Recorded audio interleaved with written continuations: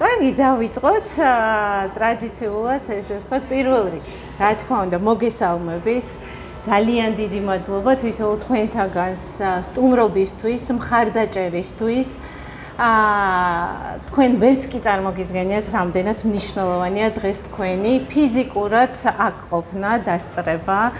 მონაწილეობის მიღება და ალბათ გარკვეულმა თქვენთაგანმა იცით მიზეზი რატომ ჰქონდა კონკრეტულად ჩემთვის, პირადად ჩემთვის ამ შეხვედრას ძალიან დიდი მნიშვნელობა. მინდა დავიწყო იდეით, საიდან გაჩნდა ამ შეხვედრის იდეა.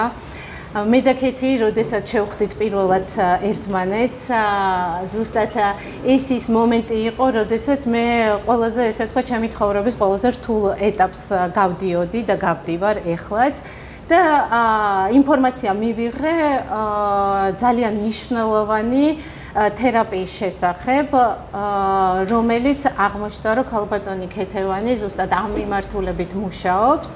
და ვთხოვე პირადად გავსაუბრებოდი ამ საკითხთან დაკავშირებით. მე გახლავართ ნანუკა თევზაძე, ჩემ შესახებ მოკლედ მოგიყვებით. 5 წელია ვიმყოფები ამერიკის შეერთებულ შტატებში. საქართველოში ჩემი მოღვაწეობა ძალიან ესე ვთქვათ 18 წლის ასაკიდან იწყება ჩემი საქმიანი მოღვაწეობა. 10 წლის განმავლობაში გახდით ბანკი რესპუბლიკის თანამშრომელი. შემდგომ 6 წლის განმავლობაში სასტუმრო მენეჯმენტის მიმართულებით მუშაობდი და 2020 წელს გადმოვედი ამერიკის შეერთებულ შტატებში საცხოვრებლად.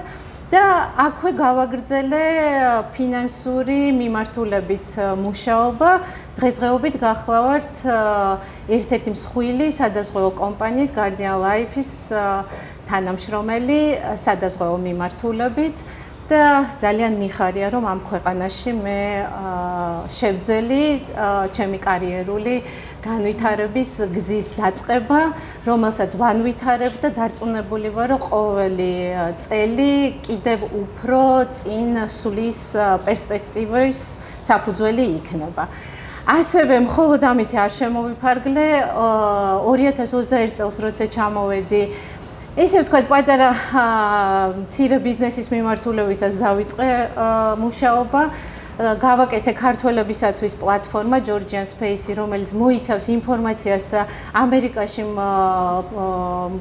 ფუნქციონირებად ბიზნესების შესახებ ინფორმაციას და ასევე 2023 წელს დავაარსე ჩემ მეგობართან ერთად სტარტაპ ბიზნესი. და მთელი ეს პროცესი გავიარე ნოლიდან, ესე ვთქვათ, ამერიკაში როგორ იწყება ბიზნესი, როგორ უნდა განავითარო და ძალიან, ესე ვთქვათ, საინტერესო გამოწვევა იყო. მე ვფიქრობ, რომ დღესდღეობით ამაყი ვარ იმითი, რომ როგორც პროფესიული განვითარებით, ასევე ბიზნეს საქმიანობის მიმართულებით გარკვეული გამოცდილება მაქვს უკვე და პროცესში ვარ ასევე ამ ყველაფრის განვითარების. არ ვჩერდები, ესე ვთქვათ. დიდი მადლობა. აქვე ორი სიტყვით მინდა რომ ეკატერინა ესებუას მადლობა გადავუხადო, რომელიც უზრუნველყოფს დღევანდელ ჩვენი ვიდეო გადაღების პროცესს, ვიდეო და ფოტო გადაღების, ასევე ჩვენს ძალიან საყვარელ მეგობარს, რომელიც ყოველთვის გვერდში გვიდგას და დუგლაძის ღვინო ყოველთვის ამშვენებს ჩვენს ღონისძიებებს.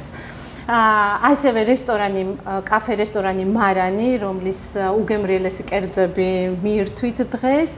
და სამომავლო პროექტები გვაქვს ძალიან ბევრი, სხვადასხვა ამერიკაში არსებულ ჩვენს კომპანიებთან ერთად, როგორც ასოციაციებთან, ასევე კლუბებთან ერთად და მე მოხარული ვიქნები, რომ ამ პროცესში მუდმივად ჩართული ვარ და ყოველთვის მზად ვარ ხელი შეუწყო განვითარებას როგორც ჩვენი პროფესიული, ასევე ბიზნეს მიმართულებით. რაც შეეხება დავუბრუნდები იმ საკითხს, როდესაც ქალბატონ ქეთევანს შევხვდი პირადად, სამწუხაროდ მარტის თვეში გავხდი ონკოპაციენტი ძალიან რთული შოკირებული მდგომარეობა მქონდა, რა თქმა უნდა ეს არავისთვის არ არის მარტივი და ნამდვილად ეს იყო და არის ურთულესი პროცესი რომელსაც მე გავდივარ, თუმცა ყველა ჩემ მეგობარს მინდა ძალიან დიდი მადლობა გადავუხადო იმის გამო, რომ ფაქტიურად ჩემმა მეგობრებმა შემაძლებინეს, რომ მე ეს პროცესი რაღაცნაირად მართო. იქიდან გამომდინარე, რომ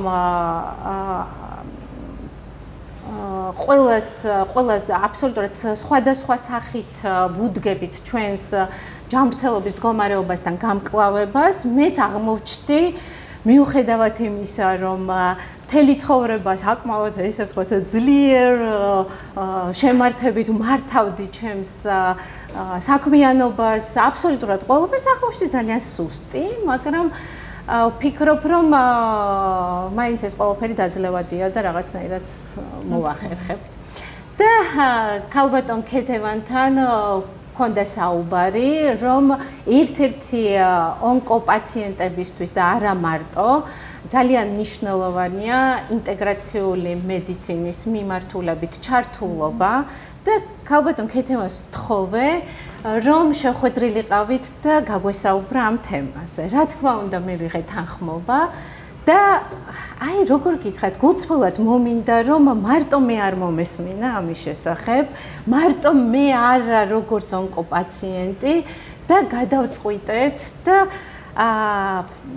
როდესაც ჩვენ უკვე Zoom call-ით შევხვდით ქალბატონ ქეთისთან საუბარში, მე მას ვთხოვე, გამოიყო დრო და ქალებისთვის ერთი დღე შეგვერჩია, შევხვედრილიყავით და ამ თემაზე ღიად გვესაუბრა. იქ დასრულდა პირადი ჩვენი ამ თემაზე საუბარი, დავაპაუზეთ ესე ვთქვათ და დღეს მეც თქვენთან ერთად შევალ დიალოგში იმ საკითხებზე, იმ საინტერესო საკითხებზე, რაც შეეხება ინტეგრაციულ მედიცინას.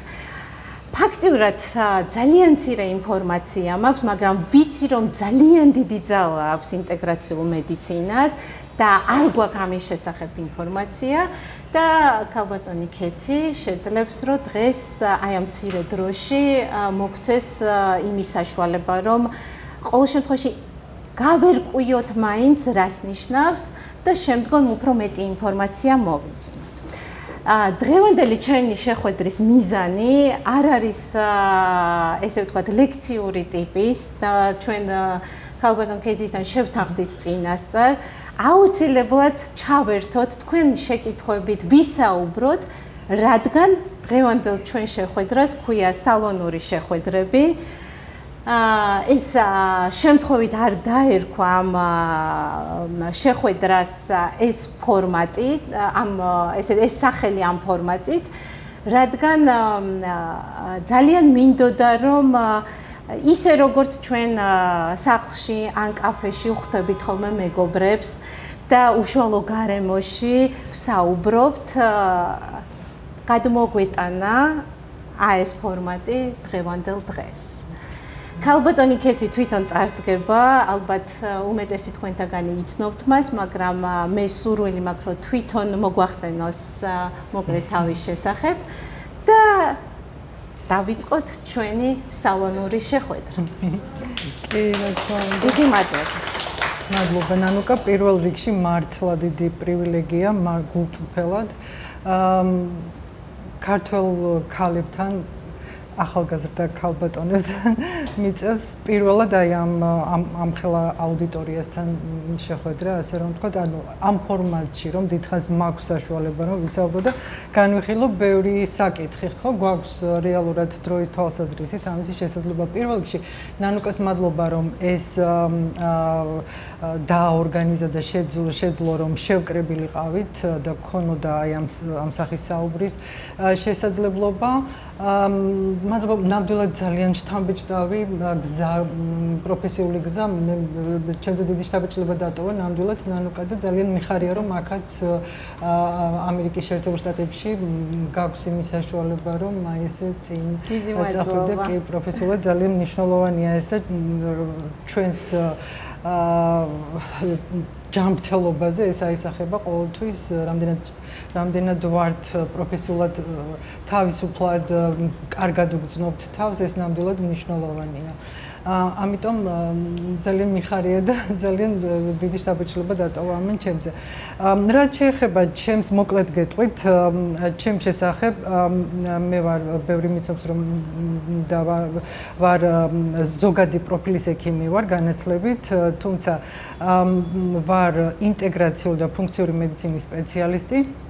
მაქვს დიდი გამოცდილება ინტეგრაციული მედიცინაში, აუცილებლად დავხსნი რას ნიშნავს ინტეგრაციული მედიცინა და ასევე ფუნქციური მედიცინა. მე 1999 წლიდან მუშაობ საქართველოს ფარგლებს გარეთ, არასდროს მიმუშავია საქართველოში, როგორც დავამთავრე საქართველოში თბილისის სახელმწიფო სამედიცინო უნივერსიტეტი და ოჯახით წავედი საცხოვრებლად პორტუგალიაში და მას შემდეგ ცხოვრობდი 16 წელი ცხოვრობდი პორტუგალიაში. იქ შედგა ჩემი კარიერა როგორც პროფესიონალის და მივიღე კიდევ ხელახალ სხვა როგორც ხდება ხოლმე განათლება, ტრენინგები გავიარე თუ და რეზიდენტურა და ასე შემდეგ და მე უკვე შევძელი რომ ჩემი პრაქტიკა დამეფუძნებინა და გამეხსნა კლინიკა და ეს კლინიკა იყო სწორედ ინტეგრაციული მედიცინის კლინიკა.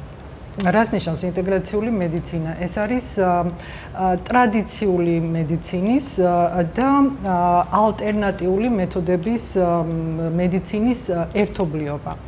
და ეს ითვალისწინებს ცხოვრების სტილის ცვლილებებს, ითვალისწინებს იმას, რაც ვთქვათ, მე როგორც ექიმს ჩემი კლასიკური სამედიცინო განათლების დროს არ მისწავლია დაავადებების მართვასთან დაკავშირებით თუ დაავადებების მკურნალობასთან დაკავშირებით.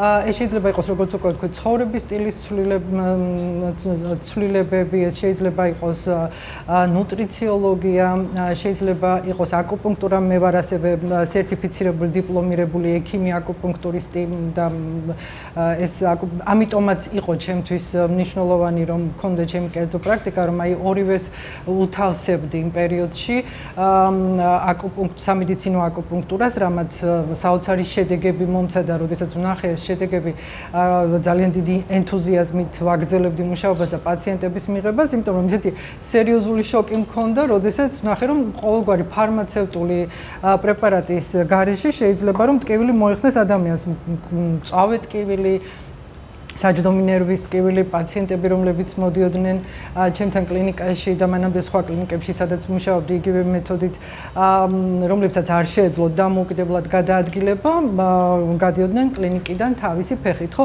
ანუ ეს ეფექტი ჰქონდა ამ მედიცინას, რომელსაც არ ვიცნობდი მანამდე, თუმცა მქონდა სამედიცინო უნივერსიტეტის ბოლო კურსზე გავიარე სხვათა შორის თბილისში იყო ესეთი სუჯუკ აკუპუნქტურის კურსი, ძალიან მოკლე საბაზისო სასერტიფიკატო კურსი. თუმცა ეს იყო ცოტა განსხვავებული და ძალიან საბაზისო განათლება ამ არეაში, ხო? მოკლედ აკუპუნქტურა ბევრი რომ არ გავაგრძელოთ, არის ერთ-ერთი ნაწილი აი ამ ინტეგრაციული მედიცინის. თუმცა, ანუ ინტეგრაციული მედიცინა მოიცავს აი ამ საკვებდანამატებს, ნუტრიციოლოგიას, მოიცავს როგორც უკვე ვთქვი, ცხოვრების სტილის მედიცინას, ირიდიოლოგიას, ანუ თვალისზე დაკვირვებით ხდება დიაგნოსტირება და მკურნალობა, თუმცა ეს არ მაქვს ამაში არანაირი კომპეტენცია. უბრალოდ ბევრი სახის მეთოდია აი ამ რომელიც შეიძლება ინტეგრაციულ მედიცინად, რომელიც შეიძლება იყოს წარმოადგენდეს ინტეგრაციულ მედიცინას, ხო? თუმცა მე მას შემდეგ რაც პორტუგალიდან მომიწია, შემდეგ ამერიკის შეერთებულ შტატებში გადმოსვლა საცხოვრებლად და პროფესიულად მომიწია ჩემი კარიერის აქ გაგრძელება, რა თქმა უნდა. აქ უკვე როგორც ექიმ აკუპუნქტურის, ანუ ჩემი კლინიკა იყო როგორც სამედიცინო აკუპუნქტურის, ასევე შინაგანი ზოგადი პროფილის კლინიკა და პირველადი სამედიცინო მომსახურების კლინიკა. თუმცა აქ სხვა არ არის მეორედ, რა თქმა უნდა, ემიგრაციაში უნდა ხელახლა მოახდინო ადაპტირება იმ რეალობაზე, რაც გაქვს როგორც პროფესიონალს და რეალურად მე რაღაც პერიოდი მქონდა წყვეტა და ვიყავი ძირითადად ორიენტირებული კლასიკურ მედიცინაზე და კლასიკურ მედიცინაში ტრენინგების გავლაზე თუ ფელოშიპების გავლაზე და აი შემდეგ უკვე ბევრი რამ შეიცვალა ამ ხნის განმავლობაში და რაც ვნახე რეალურად და რაც მუშაობდა ამ არეაში ინტეგრაციულ მედიცინაში კარგად, ეს იყო რეალურად შედეგები ჰქონდათ სპეციალისტებს, ეს იყო ფუნქციური მედიცინა. აი ფუნქციური მედიცინა ძალიან მნიშვნელოვანი რეალურად. ეს არის რისის სპეციალისტის მე ვარ და ვარ სერტიფიცირებული ფუნქციური მედიცინის ინსტიტუტის მიერ, რომელიც მიჩნეულია ოქროს სტანდარტად საერთაშორისო მასშტაბით ფუნქციური მედიცინაში. და ეს არის ის, რაც ასევე ფუნქციური მედიცინა არის მედიცინის პრაქტიკის მოდელი, ასე რომ ვთქვათ, იმის ნაცვლად, რომ ჩვეულებრივი მედიცინა, რა თქმა უნდა, კლასიკური მედიცინის ნაწილი, უბრალოდ ფუნქციური მედიცინის სპეციალისტები სხვანაირად ხედავენ პრობლემას, სხვანაირად მკურნალობენ, სხვანაირად ახდენენ დაავადებების პრევენციას და ეს არის ძირეულ მიზეზზე ორიენტირება. ანუ სიმპტომების მკურნალობის ნაცვლად მე მაგალითად ვეძებ პრობლემის ძირეულ მიზეზს და ასევე სისტემების ბიოლოგიაზე გვაქვს აქცენტი გაკეთებული, უჯრედულ დონეზე ვახდენთ პრობლემის შესწავლას. რაც არის ძალიან მნიშვნელოვანი. შეიძლება, პირველი ეტაპი არის, რომ დავადგინოთ მიზეზი და შემდგომ უკვე ვიყენებთ მეთოდოლოგიას. ანუ ეს არის, კი ბატონო, ამ ეტაპზე ჩემი ინტერესის და ჩემი პროფესიული მოღვაწეობის სფერო არის ფუნქციური მედიცინა, რომელიც ასევე შეიძლება ასევე მოიაზრება ინტეგრაციულ მედიცინად, იმიტომ რომ ეს არ არის კლასიკური მოდელი მედიცინის, თქვენ რომ მიხვალთ თერაპევტთან, ნებისმიერი სახის სპეციალისტთან, თუმცა ახლა უკვე ბევრი ექიმია კლასიკური მედიცინის, ვინც ფუნქციური მედიცინას და ცხოვრების სტილის მედიცინას მისდევს, ხო?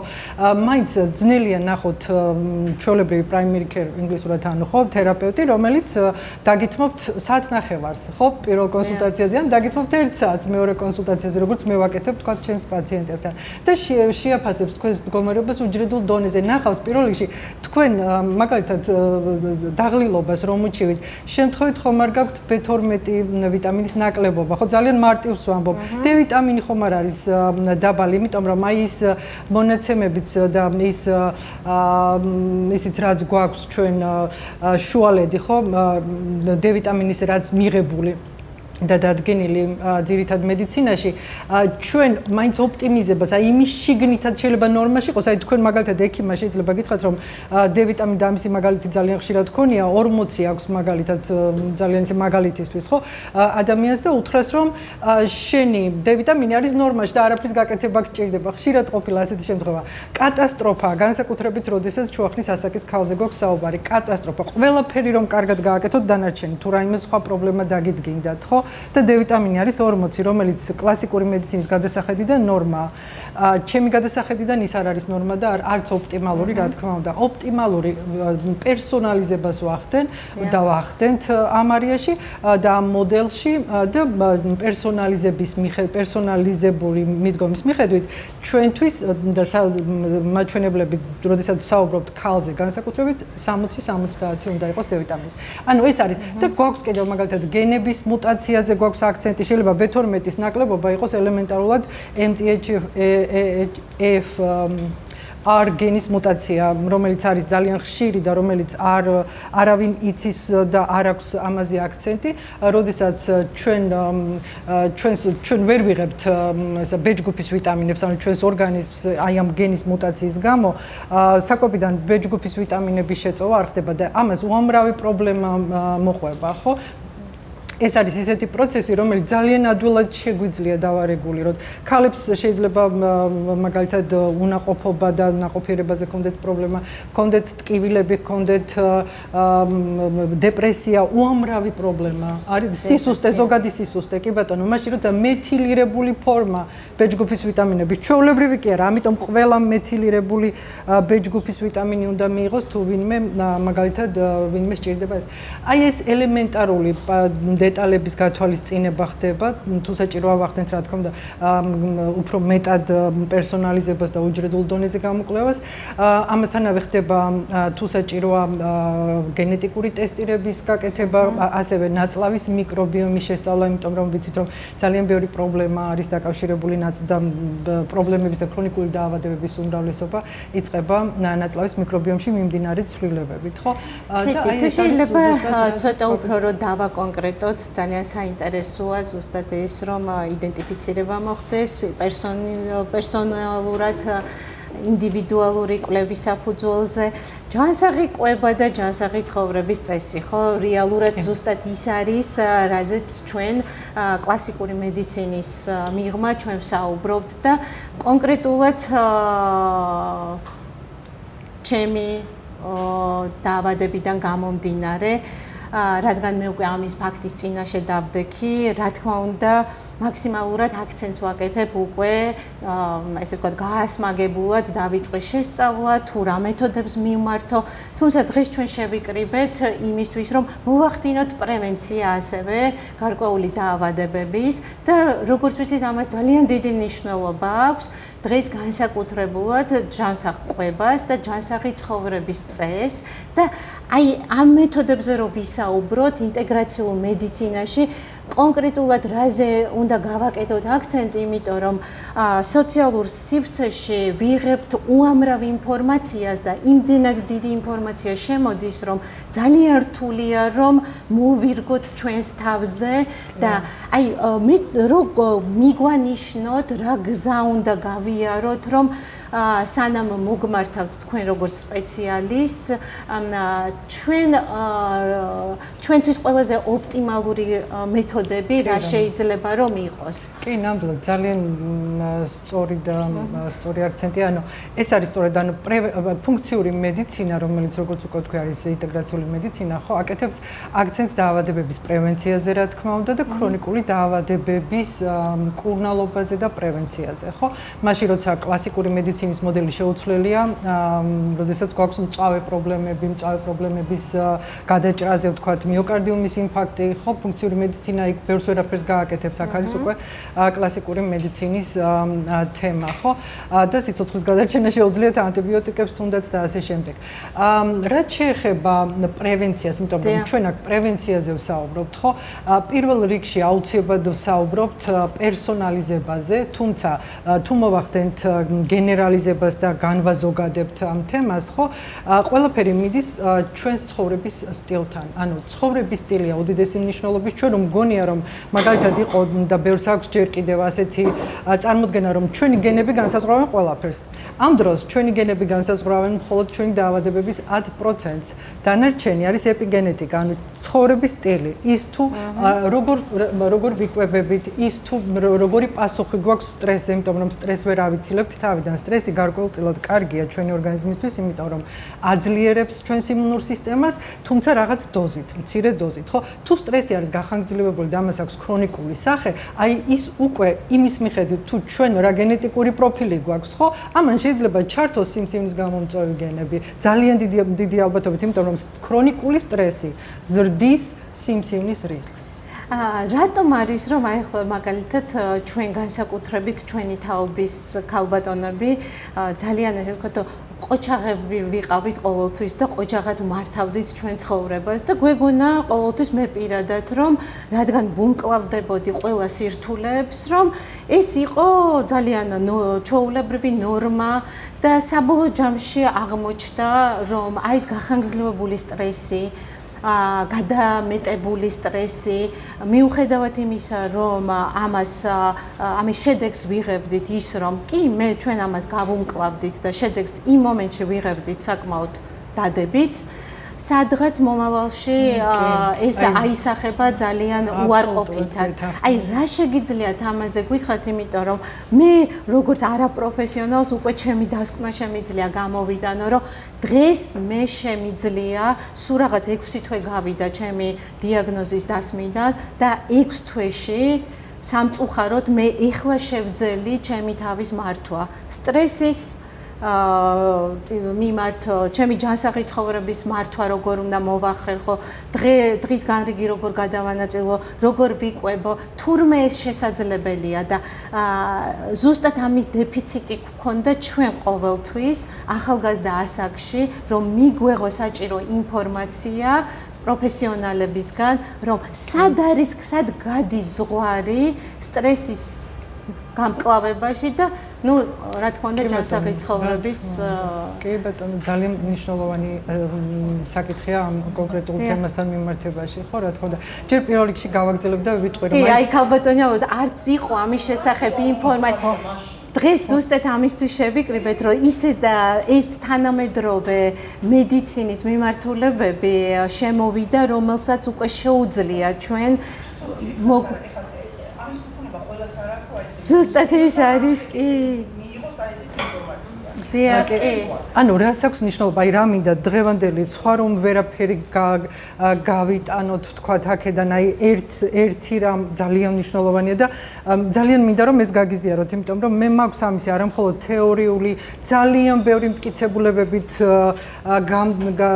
როგორ თქვა ანუ გამტკიცებული და დამტკიცებული და ზურგ გამაგრებული ცოდნა, არამედ გამოცდილება პროფესიული ძალიან დიდი რომ ეპიგენეტიკა რაც არის ის რომ ჩვენს გარემო ფაქტორებს, ჩვენს იმას თუ როგორ ვიკვებებით, რამდენად მოძრაობთ, რამდენად აქტიურად შეგვიძლია კიდევ ერთხელ ვიტყვი, სტრესის მართვა შეუძლებელია, როგორ ვერგებით, ანუ რა პასუხი გვაქვს ამ სტრესზე, ხო, ანუ როგორ პასუხობთ სტრესს, ნანუკამ ძალიან სწორად თქვა და ძალიან ეს არის უდიდესი მნიშვნელობის, იმიტომ რომ პირველი ფაქტორი, რამაც შეიძლება გამოიწვიოს კიბო ვთქვათ, ხო, არის ერთ-ერთი პირველი ფაქტორი არის ძლიერი ფაქტორი არის სწორედ სტრესთან გამკლავების შეუძლებლობა და ქრონიკულად მაღალი კორტიზოლის დონე, რომელიც არის სტრესის ჰორმონი, ხო?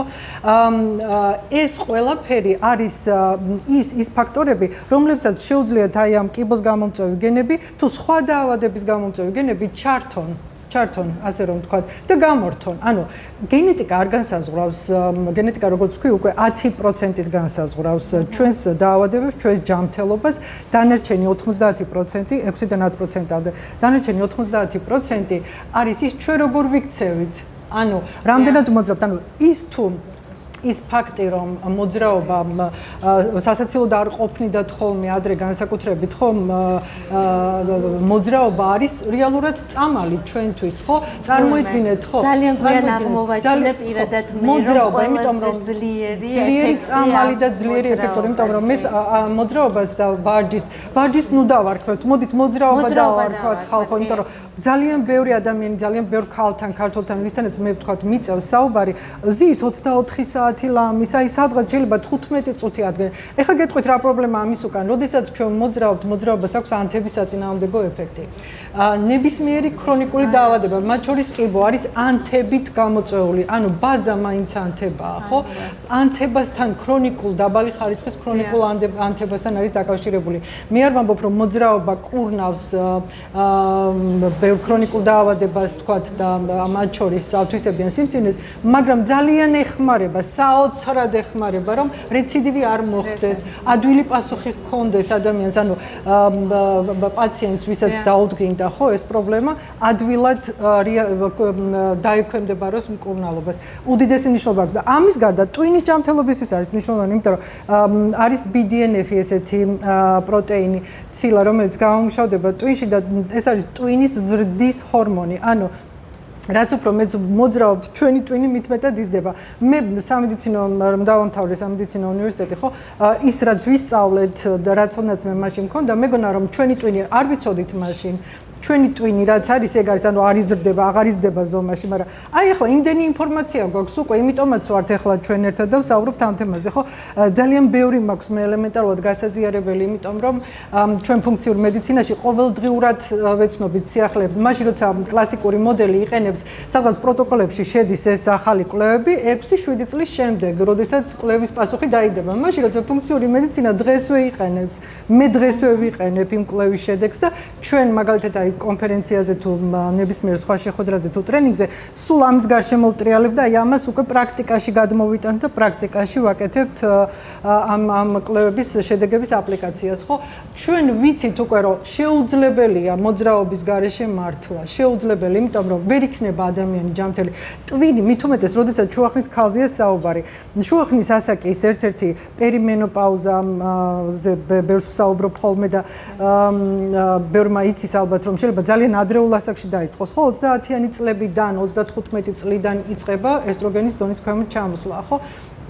ერთ-ერთი პირველი ნიშანი ამ სახის ჰორმონალური ცვლილება და დამთავრდა, იმიტომ რომ იმუნური სისტემა კარგად მუშაობს, არის ძირითადად პარასიმპათიკურ მუდზე, იმიტომ რომ პარასიმპათიკური ნიშნავს რელაქსირებას, მშვიდად ხარ, კარგად ხარ, კარგ განწყობაზე ხარ და ძირითადად ესე უნდა ვიყოთ, ხო, აი ეს სიმპათიკური მუდი უნდა იშვიათად ჩაერთოს, მაგალითად, როცა ვარჯიშობ, მაგალითად, როცა რაღაცას გაურბივარ, ან თუნდაც სტრესი მაქვს, მწვავე სტრესი, მისაღებია ორგანიზმისთვის, მაგრამ აი ეს პარასიმპათიკური თუ ნაკლები პერიოდი გაქვს რელაქსირების და ხარ ძირითადად სიმპათიკურ გადარჩენის მუდზე და აი ეს იმუნური სისტემა არის დავიწყებული და საერთოდ აღარ გვაქვს ორგანიზმის აქცენტი ამაზე, ხო?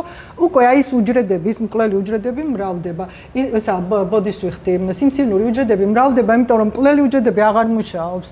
ლიმფოციტები აღარ მუშაობს და შესაბამისად იმის მიხედვით კიდევ ერთხელ რა გენეტიკური პროფილი გაქვს, შენ თუ გაქვს ადამიანს ზოგადად საუბრობ, ანუ თუ გაქვს წინასწარ განწყობა რომ აი ეს რაღაც სიმსივნის გენი ჩაირთოს ადვილად, აი ეს არის ეპიგენეტიკა, სწორედ ირთვება ის სიმსივნის გენი და ხდება უკვე სიმსივნის პროვოცირება. ამიტომ არის მნიშვნელოვანი სტრესზე პასუხი. პირველი, რაც უნდა ყველამ გავაკეთოთ, ერთმანეთს, ანუ ის ჟანგბადის ნიღაბი ჩვენ უნდა მოვირგოთ ჯერ პირველ რიგში და მივხედოთ ჩვენს თავს ისე რეალობა ხალხოს მართლა ძალიან მნიშვნელოვანია. როგორც ჩვენ შვილებს მივხედავდით, აი წარმოვიდგინოთ ელემენტარულად. ეს არის ძალიან მნიშვნელოვანი ხარისხიანი დრო დაუთმოთ ერთმანეთს. იმიტომ არის მნიშვნელოვანი ასაკში, ამიტომაც არის უამრავი სკრინინგ ცენტრები და მე მადლობელი ვარ რეალურად აქვე პატარა ჩართვას გავაკეთებ საქართველოში მოგზაურობისას მხოლოდ უბრალოდ გეგმიურ სკრინინგ ცენტრს ვესტუმრე და ზუსტად იქ მოხდა დიაგნოსტირება და პრევენცია ფაქტიურად ადრეულ სტადიაზე იდენტიფიცირება, რომელმაც ფაქტიურად გადამარჩინა. ესეც არის ამ ინფორმაციას გიზიარებთ კიდევ ერთხელ დარწმუნებული ვარ რომ თითოეული თქვენთაგანი ახდენთ საკუთარი თავის ჯანმრთელობაზე ესე ვთქვათ ყურადღების მიქცევას სკრინინგს თუმცა მე ვარ მაგალითი რომელიც აი ესე აბსოლუტურად სულ შემთხვევით ვესტუმრე აღნიშნულ კლინიკას და ადრეულ სტადიაზე მოხდა იდენტიფიცირება ანუ პრევენცია არ არის მარტო ჯანსაღი პრევენცია არ არის ჯანსაღი წყობა ეს არის ასევე სკრინინგი რომელიც ძალიან მნიშვნელოვანია განსხვავება რა არის მადლობა ნონკა განსხვავება ის არის რომ სკრინინგის დროს უკვე გვაქვს ის უჯრედები ხო პრევენცია ნიშნავს იმას აი მე რაზეც ვსაუბრობ ნიშნავს იმას რომ იქამდე არ მივიდეთ ანუ სკრინინგი არის უდიდესი მნიშვნელობის და არ მოგატყუოთ არავინ რომ აი მე მაგალითად შემხვდა რამოდენიმეჯერ შემხვდა ვიდეოები და ძალიან ისეთი განურჩევლად ხდება რაღაც არა სამედიცინო განათლების მქონე ადამიანების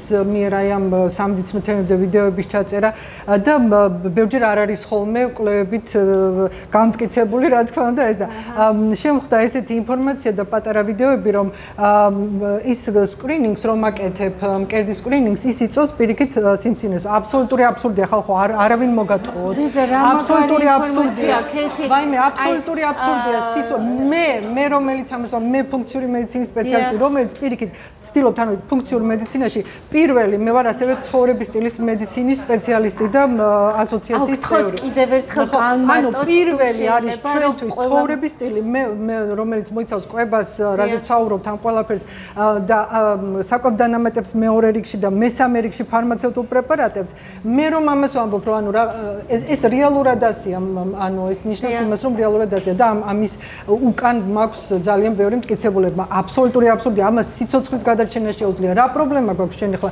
ანუ ახალგაზრდა ასაკში ძალიან გაიზარდა მკერდის სიმსივნის შემთხვევები ძალიან ზოგადად სიმსივნის შემთხვევები გაიზარდა ძალიან ახალგაზრდა ასაკში მაგრამ სიკვდილიანობა შემცირდა ანუ სიკვდილიანობა შემცირდა რაც რა თქმა უნდა ადრეული სკრინინგის დამსახურება ასევე იმის დამსახურება რომ კარგი სამკურნალო საშუალებები გვაქვს უამრავი ანუ ეს პერსონალიზებული მედიცინა გვაქვს უკვე რაც არის ჩემი როგორც პროვაიდერის როგორც ექიმის ძირითადი თემა ანუ ამის პერსონალიზებას ვახდენთ ფუნქციური მედიცინაში ყველა ადამიანი არის განსხვავებული ერთი სახის მკურნალობა რომ ერთს უდგება მეორე ადამიანს შეიძლება საერთოდ მეორისთვის იყოს ტოქსიკური ხო აი საუკეთესო დადასტურება იყო იმუნოთერაპია, სიმსივნის საწინააღმდეგო იმუნოთერაპია ამ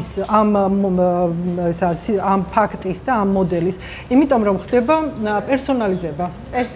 პერსონალიზება ხდება და აქვს საოცარი შედეგი ამიტომაც. ანუ ეს იყო ერთ-ერთი მიზეზი. არანაირად მამოგრაფიას არ აქვს სიმსივნის გამომწვევი ეფექტი, არანაირად არ აქვს ანთების გამომწვევი ეფექტი. აბსურდია ეს, აბსოლუტური აბსურდია. აი წარმოიდგინეთ რომ ზედმეტწონას უფრო მაღალი რისკი აქვს სიმსივნის გამოწვევის ვიდრე არაჩვეულებრივი ის რადიაცია, რასაც ჩვენ გარეთ ვიღებთ, უფრო მაღალი რისკის შემცველია მკერდის სიმსივნის თუ სხვა სახის სიმსივნის ვიდრე აი ის, იმიტომ რომ იმდენად განსხვავებული. კეთი, ბოდიშის მოხდით, თუ შეიძლება თამარს აქვს კითხვა. ძალიან დიდი მადლობა ამ შეხვედრისთვის და უბრალოდ თხოვნა არის რომ გააგრძელო და სერიული იყოს და ვიცი რომ ეგრეც იქნება, ანუ ფავტონ კეთისთანაც და ისედაც სხვა სტუმრებთან, იმიტომ რომ არაჩვეულებრივია თავისი ყველაფერი შინაარსით და აქტუალურობით.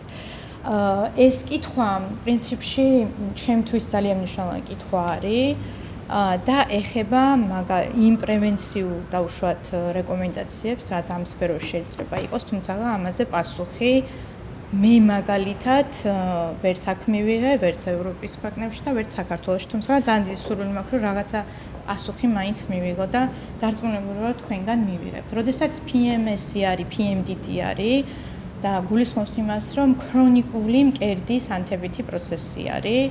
ოღონდ ნორმაზე უფრო და მეტი, ანუ 3 დღიანი თუ ნორმა არის, ამ შემთხვევაში 2 კვირადი, როდესაც მკერდის, ასე ვთქვათ, ანთებითი პროცესია.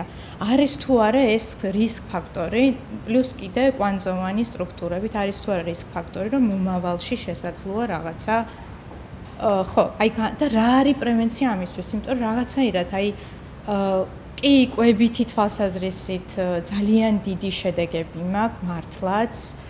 ну, ჯანსაღი ცხოვრების წესი ხა ვარჯიშით არ ჩემი ბრალია და წესით ესეც უნდა იყოს და ვფიქრობ, რომ უფრო უკეთეს შედეგი მექნება.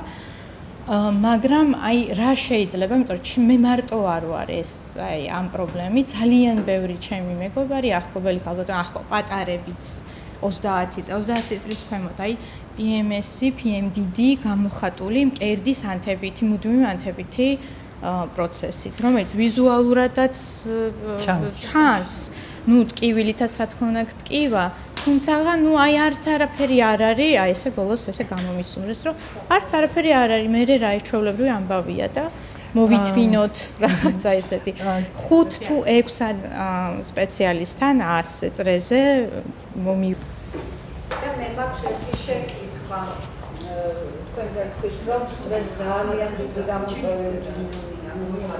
აქვს დაავადების და აი რა სტრესია ლაპარაკი მაგალითად მე მაქვს ძალიან აფორიაქებული დღეები აი როცა ბევრი საქმე მეწყობა ძალიან აფორიაქებული ვარ ძალიან დაძაბული ვარ და ეს გრძელდება მთელი დღის განმავლობაში არის თუ არა ეს სტრესი კი, ეს არის სტრესი.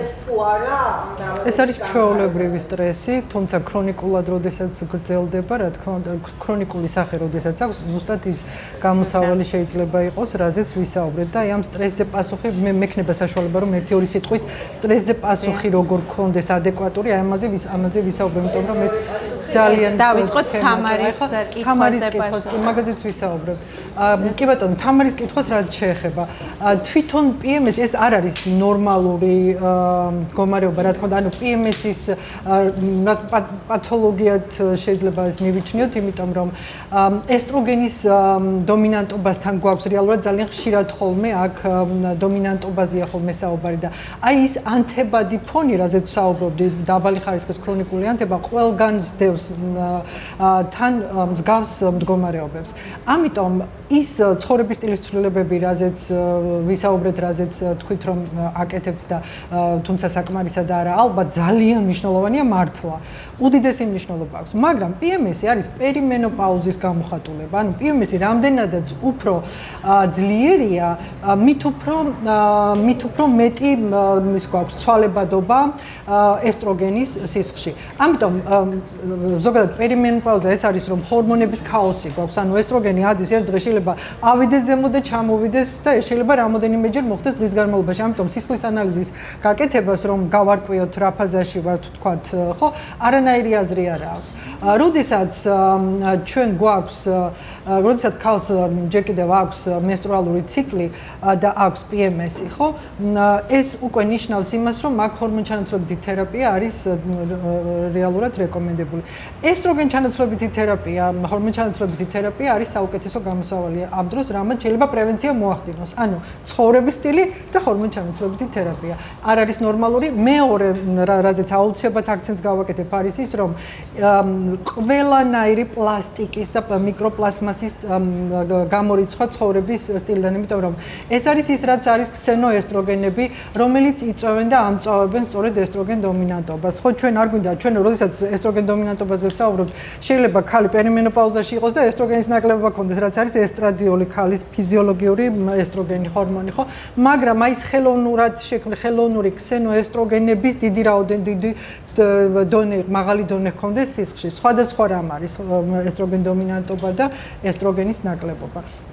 ამიტომ PMS-ი არის პერიმენოპაუზაში ესტროგენის ცვლილების გამოხატულება. ამ დროს ის ჩასახვის საწინააღმდეგო ავების გამოყენება რეალურად არის ის, რაც ძირითად კლასიკურ მედიცინაში გამოიყენება და ინიშნება, თუმცა საქმე იმაშია, რომ აქ გვაქვს ჩასახვის საწინააღმდეგო ავები არის სინთეტური ჰორმონები. მაშინ როცა ჩვენ ჰორმონჩანაცვლებითი თერაპიის სახით ბოლო პერიოდში გვაქვს ფიზიოლოგიური ბიოიდენტური ჰორმონები უკვე, რომელსაც არ აქვს თავის მხრივი სინთეტური ჰორმონები სიმსივნის გამომწვევია. აი ის ჰორმონებია ჩასახვის საწინააღმდეგო ავები, რომლებიც არავის ვაშინებ ხალხო, იმიტომ რომ მე ეს არ ჩათვალოთ, რომ არის ექიმის რჩევა. ჩვენ ახლა ზოგად განათლებაზე ეს არის აბსოლუტურად ზოგ განათლების დონის ამაღლებაზე აქცენტი ჩემი მხრიდან. თქვენი ყველა შემთხვევა არის ინდივიდუალური და თქვენი ექიმის რა თქმა უნდა გადაწყვეტილებით უნდა მოხდეს ცვლილებების გატარება თქვენს დანიშნულებაში თუ მკურნალობაში და ასე შემდეგ, მაგრამ რეალობა ის არის, რომ სინთეტურ ჰორმონებზე ვსაუბრობთ. წარმოიდგინეთ, ჰორმონჩანაცვლებითი თერაპია არ უნდათ ქალებს, რომ დაიწყონ მაშინ, როდესაც გვაქვს ბოლო პერიოდში სრულიად უსაფრთხო ბიოიდენტური, ანუ ჩვენს ორგანიზმთან ჩვენი ორგანიზმის მიერ გამომუშავებულ ჰორმონებთან მაქსიმალურად ფიზიოლოგიურად იდენტური ჰორმონები დაბალი დოზებით. მაშინ როდესაც ჩასახვის საწინააღმდეგო ავებში გვაქვს უზარმაზარი დოზები და სინთეტური ჰორმონები, რომლებიც თავის მხრივ შეიძლება იყოს დაკავშირებული კიბოს სიმსივნის რისკის ზრდასთან. აი ეს არის განსხვავება. მე მაგალითად ამ დროს და ბოლო მონაცემები რაც გვაქვს და ბოლო მიდგომა რაც გვაქვს, როგორც კლასიკურ მედიცინაში, იმიტომ რომ მე ორივე არეაში ფუნქციური მედიცინის მოდელით და კლასიკური მედიცინის მოდელითაც მაქვს ტრენინგი და განათლება და გამოცდილება ასევე ქალის ჯანმრთელობის მართვის, გვაქვს ის, რომ ჰორმონჩანაცვლებითი თერაპია არის შეუცვლელი, ბიოიდენტური, ესტრადიოლი და მიკრონიზებული პროგესტერონი და არა ჩასახვის საწინააღმდეგო ავები, რომლებიც ამ დროს ინიშნება, რომელმაც პირიქით შეიძლება ნაწლავის მიკრობიომს ანადგურებს. საერთოდ ეს კი ჩასახვის საწინააღმდეგო ავები იწვევს საშინელ დისბიოს, მერე გვაქვს ეს შებერილობა, გვაქვს უამრავი ავტოიმუნური დაავადებების რაოდენობა და სტატისტიკურად მაჩვენებელი ქალებში არის ბევრად მაღალი ვიდრე მამაკაცებში. იმიტომ რომ ჩვენ გვაქვს უფრო მეტი, როგორ თქვა, მეტად ვზიანდებით რეალურად ჩვენი ჯანმრთელობა მეტად ზიანდება აი ამ ჰორმონალური ცვლილებების გამო და იმის გამოც რომ ჩვენზე მოდის დიდი სტრესი რეალურად ოჯახის დიდი ტვირთი მოდის ქალზე, ხო? მაშინ როცა რეალურად ქალი იღებს, ჩვენ ვართ 51% მსოფლიო მასშტაბით თუ გავყობთ გლობალურად, ხო, კაცების და ქალების რაოდენობა სტატისტიკურად და ვართ უფრო მეტი, ხო, რეალურად და ასეც უნდა იყოს 80 მე ამასინად დამჭირდა ეს სტატისტიკა და განცვიფრებული დავჭი რომ მოვიძიე რომ 81 არა 85% გლობალურად მნიშვნელოვანი ფინანსური თუ სახელმწიფო გადაწყვეტილებების მიღება ხდება ქალების მიერ. გლობალურად. კი. ამიტომ ეს სერიოზული თემა, ჩვენ სერიოზული ძალა ვართ. იმ დროს როცა უამრავ რამეს უძღვებით ერთდროულად, ხო? იქ ოჯახი, იქ სამსახურში, იმიტომაც გიждები ხოლმე რომ ბევრი ადამიანი ამას ახერხებს, მაგრამ დიდი სტრესის ქვეშ გვიწევს ცხოვრება. აი ისიც რომ აი წინ წახვიდე, იქ გააკეთო, ყველას ჩვენი მიზანი გვაქვს, ხო? ზოგიერთისთვის მიზანი არანაირად არ არის ცუდად შესაძლებელი, ყველა სხვადასხვა სიტუაციიდან გამომდინარე, ოჯახის მდგომარეობიდან გამომდინარე, სხვადასხვა მიზანი გვაქვს და იმ მიზნისკენ მივდივართ. მაგრამ აუცილებლად ქრონიკული სტრესით მივდივართ, მუდმივად ვართ აი ამ ქრონიკული სტრესის ქვეშ. ძალიან დიდი მნიშვნელობა აქვს, როგორი პასუხი გვექნება ქრონიკულ სტრესზე. რამდენადაც უფრო მეტად მარტივად მოვახერხებთ, რომ მოვერგოთ მშვიდად აი ამ სტრესს, მით უფრო მეტი პერიოდი გვაქვს პარასიმპათიკური ნერვული სისტემის ჩართვის და სიმპათიკურის გამორთვის, ხო? და მით უფრო მეტად მით უფრო მცირდება სიმსივნის, თუნდაც სიმსივნის თუ სხვა დაავადებების რისკი. რაც უფრო ჯანმრთელია ჩვენი ნაწლავი. მით უფრო მარტივად ვერგებით სტრესს, მით უფრო მარტივად უნკლავდებით, იმიტომ რომ სეროტონინი, დოპამინი 70%-ზე მეტი გამომუშავდება, ანუ რომლებიც არის ბედნიერების, სიხარულის ჰორმონები, გამომუშავდება ნაწლავში. თუ ნაწლავში არის სპეციფიური ქვეჯგუფი ბაქტერიების, სასარგებლო ბაქტერიების, რომელსაც ქვია ესტრობოლომი. ჩვენ თუ ყვებავთ ჩვენს ნაწლავს და იმ ნაწლავის მიკრობიომს ჯანსაღისაკვებით და დღეში გვაქვს 3-ჯერ თუ 4-ჯერ ამის შესაძლებლობა რომ ჯანსაღისაკვები მივაწოდოთ ჩვენს ნაწლავს, ხო და ჩვენს უჯრედებს შესაბამისად, იმიტომ რომ ის საკვები და ის ნუტრიენტები, რაც იმ საკვებშია, არის რეალურად ინფორმაცია ჩვენი უჯრედებისთვის, როგორ იმუშავებენ, კარგად იმუშავებენ თუ ცუდად, დაავადებების რისკს გაზრდიან თუ შეამცირებენ, ხო? 3-ჯერ 4-ჯერ გვაქვს ჩვენ მართავთ. ჩვენ მართავთ ჩვენს თავს, ანუ რამხელა მნიშვნელობა. ჯანსაღყვებასთან დაკავშირებით ჩვენ ამერიკის შეერთებულ შტატებში ვიმყოფებით და რა თქმა უნდა ყველაზე დიდი პრობლემა გვაქვს ის, რომ ამ ქვეყანაში არის ძალიან რთული, მიუხედავად იმისა, რომ ინტენსიურად გაჩნდა დახლებზე organic food, ესეთი წარწერით, თუმცა მაინც ძალიან დიდი კითხვის ნიშანი არის, რამდენად სანდო არის ეს საკვები ჯანსაღი კვებისთვის და რას გვირჩევთ ამასთან დაკავშირებით, იმიტომ რომ ისევ და ისევ ინფორმაციას ვეძებთ სოციალურ ქსელში, გვინდა რომ მოვიძიოთ, სულ ვკითხულობთ, რომელი მწვანე ფერის პროდუქტი უფრო მეტად მივიღოთ, თუ დავტვირთოთ რძის პროდუქტით, აი ამასთან დაკავშირებით რას გვირჩევთ, როგორ დავაბალანსოთ ამ ქვეყანაში? კი, სიამოვნებით. გაგავხიარულებ ცოტას. ანუ აი ამ საკვებთან დაკავშირებით ჩვენ სულ მაინტერესებდა ხოლმე რა შეიძლება შევჭამოთ, რა არის კარგი, რა არა და მე დაკეთე წასულობ სანდეულში ჩემს შვილთან და 2 წლის წინ ყვები ამას, ხო და ამან ელაპარაკათ ამათ რომ აი ეს ჯანსაღი არ არის, ის ნუ ისინი სულ ამზადებენ რაღაცას ხდებიან ისე და მოგეთ საღამო მოვდივართ და ამათ რაღაც ბარბეკიუ გააკეთეს ამოვნი და ეს ჩემი სიძე უსმენს ეს ჩემი შვილის განაც ყველანი ესე და მოვდივართ უკვე ერთ საათში აეროპორტში და ამათმა დაიწყეს გამოღება ყველაფერს და ყველაფერს ყრიან აბსოლუტურად. აი გამოიღეს იქ მაკარონები, მაცილიდან უამრავი საჭმელი საქმე და ესეულებად ეს პაკეტიზირებული ეს ისა რომ ესე ანუ აღნიშნა რომ არაფერი არ იტოვს ყველაფერი გადაყარეს ამბობილი ყველაფერი ეს მიყურებს ეს იმდა ჩემი ბრალი ძალიან ისე კი ძალიან ჯანმრთელობაზე ორიენტირებულები არიან და ეთყობათ. ანუ ეს არის ყველაზე მნიშვნელოვანი. ძალიან ის ხვეთა შორის კი. ეს მე დაახლოებით ანალოგიური ფაქტის წინაშე დავდექე.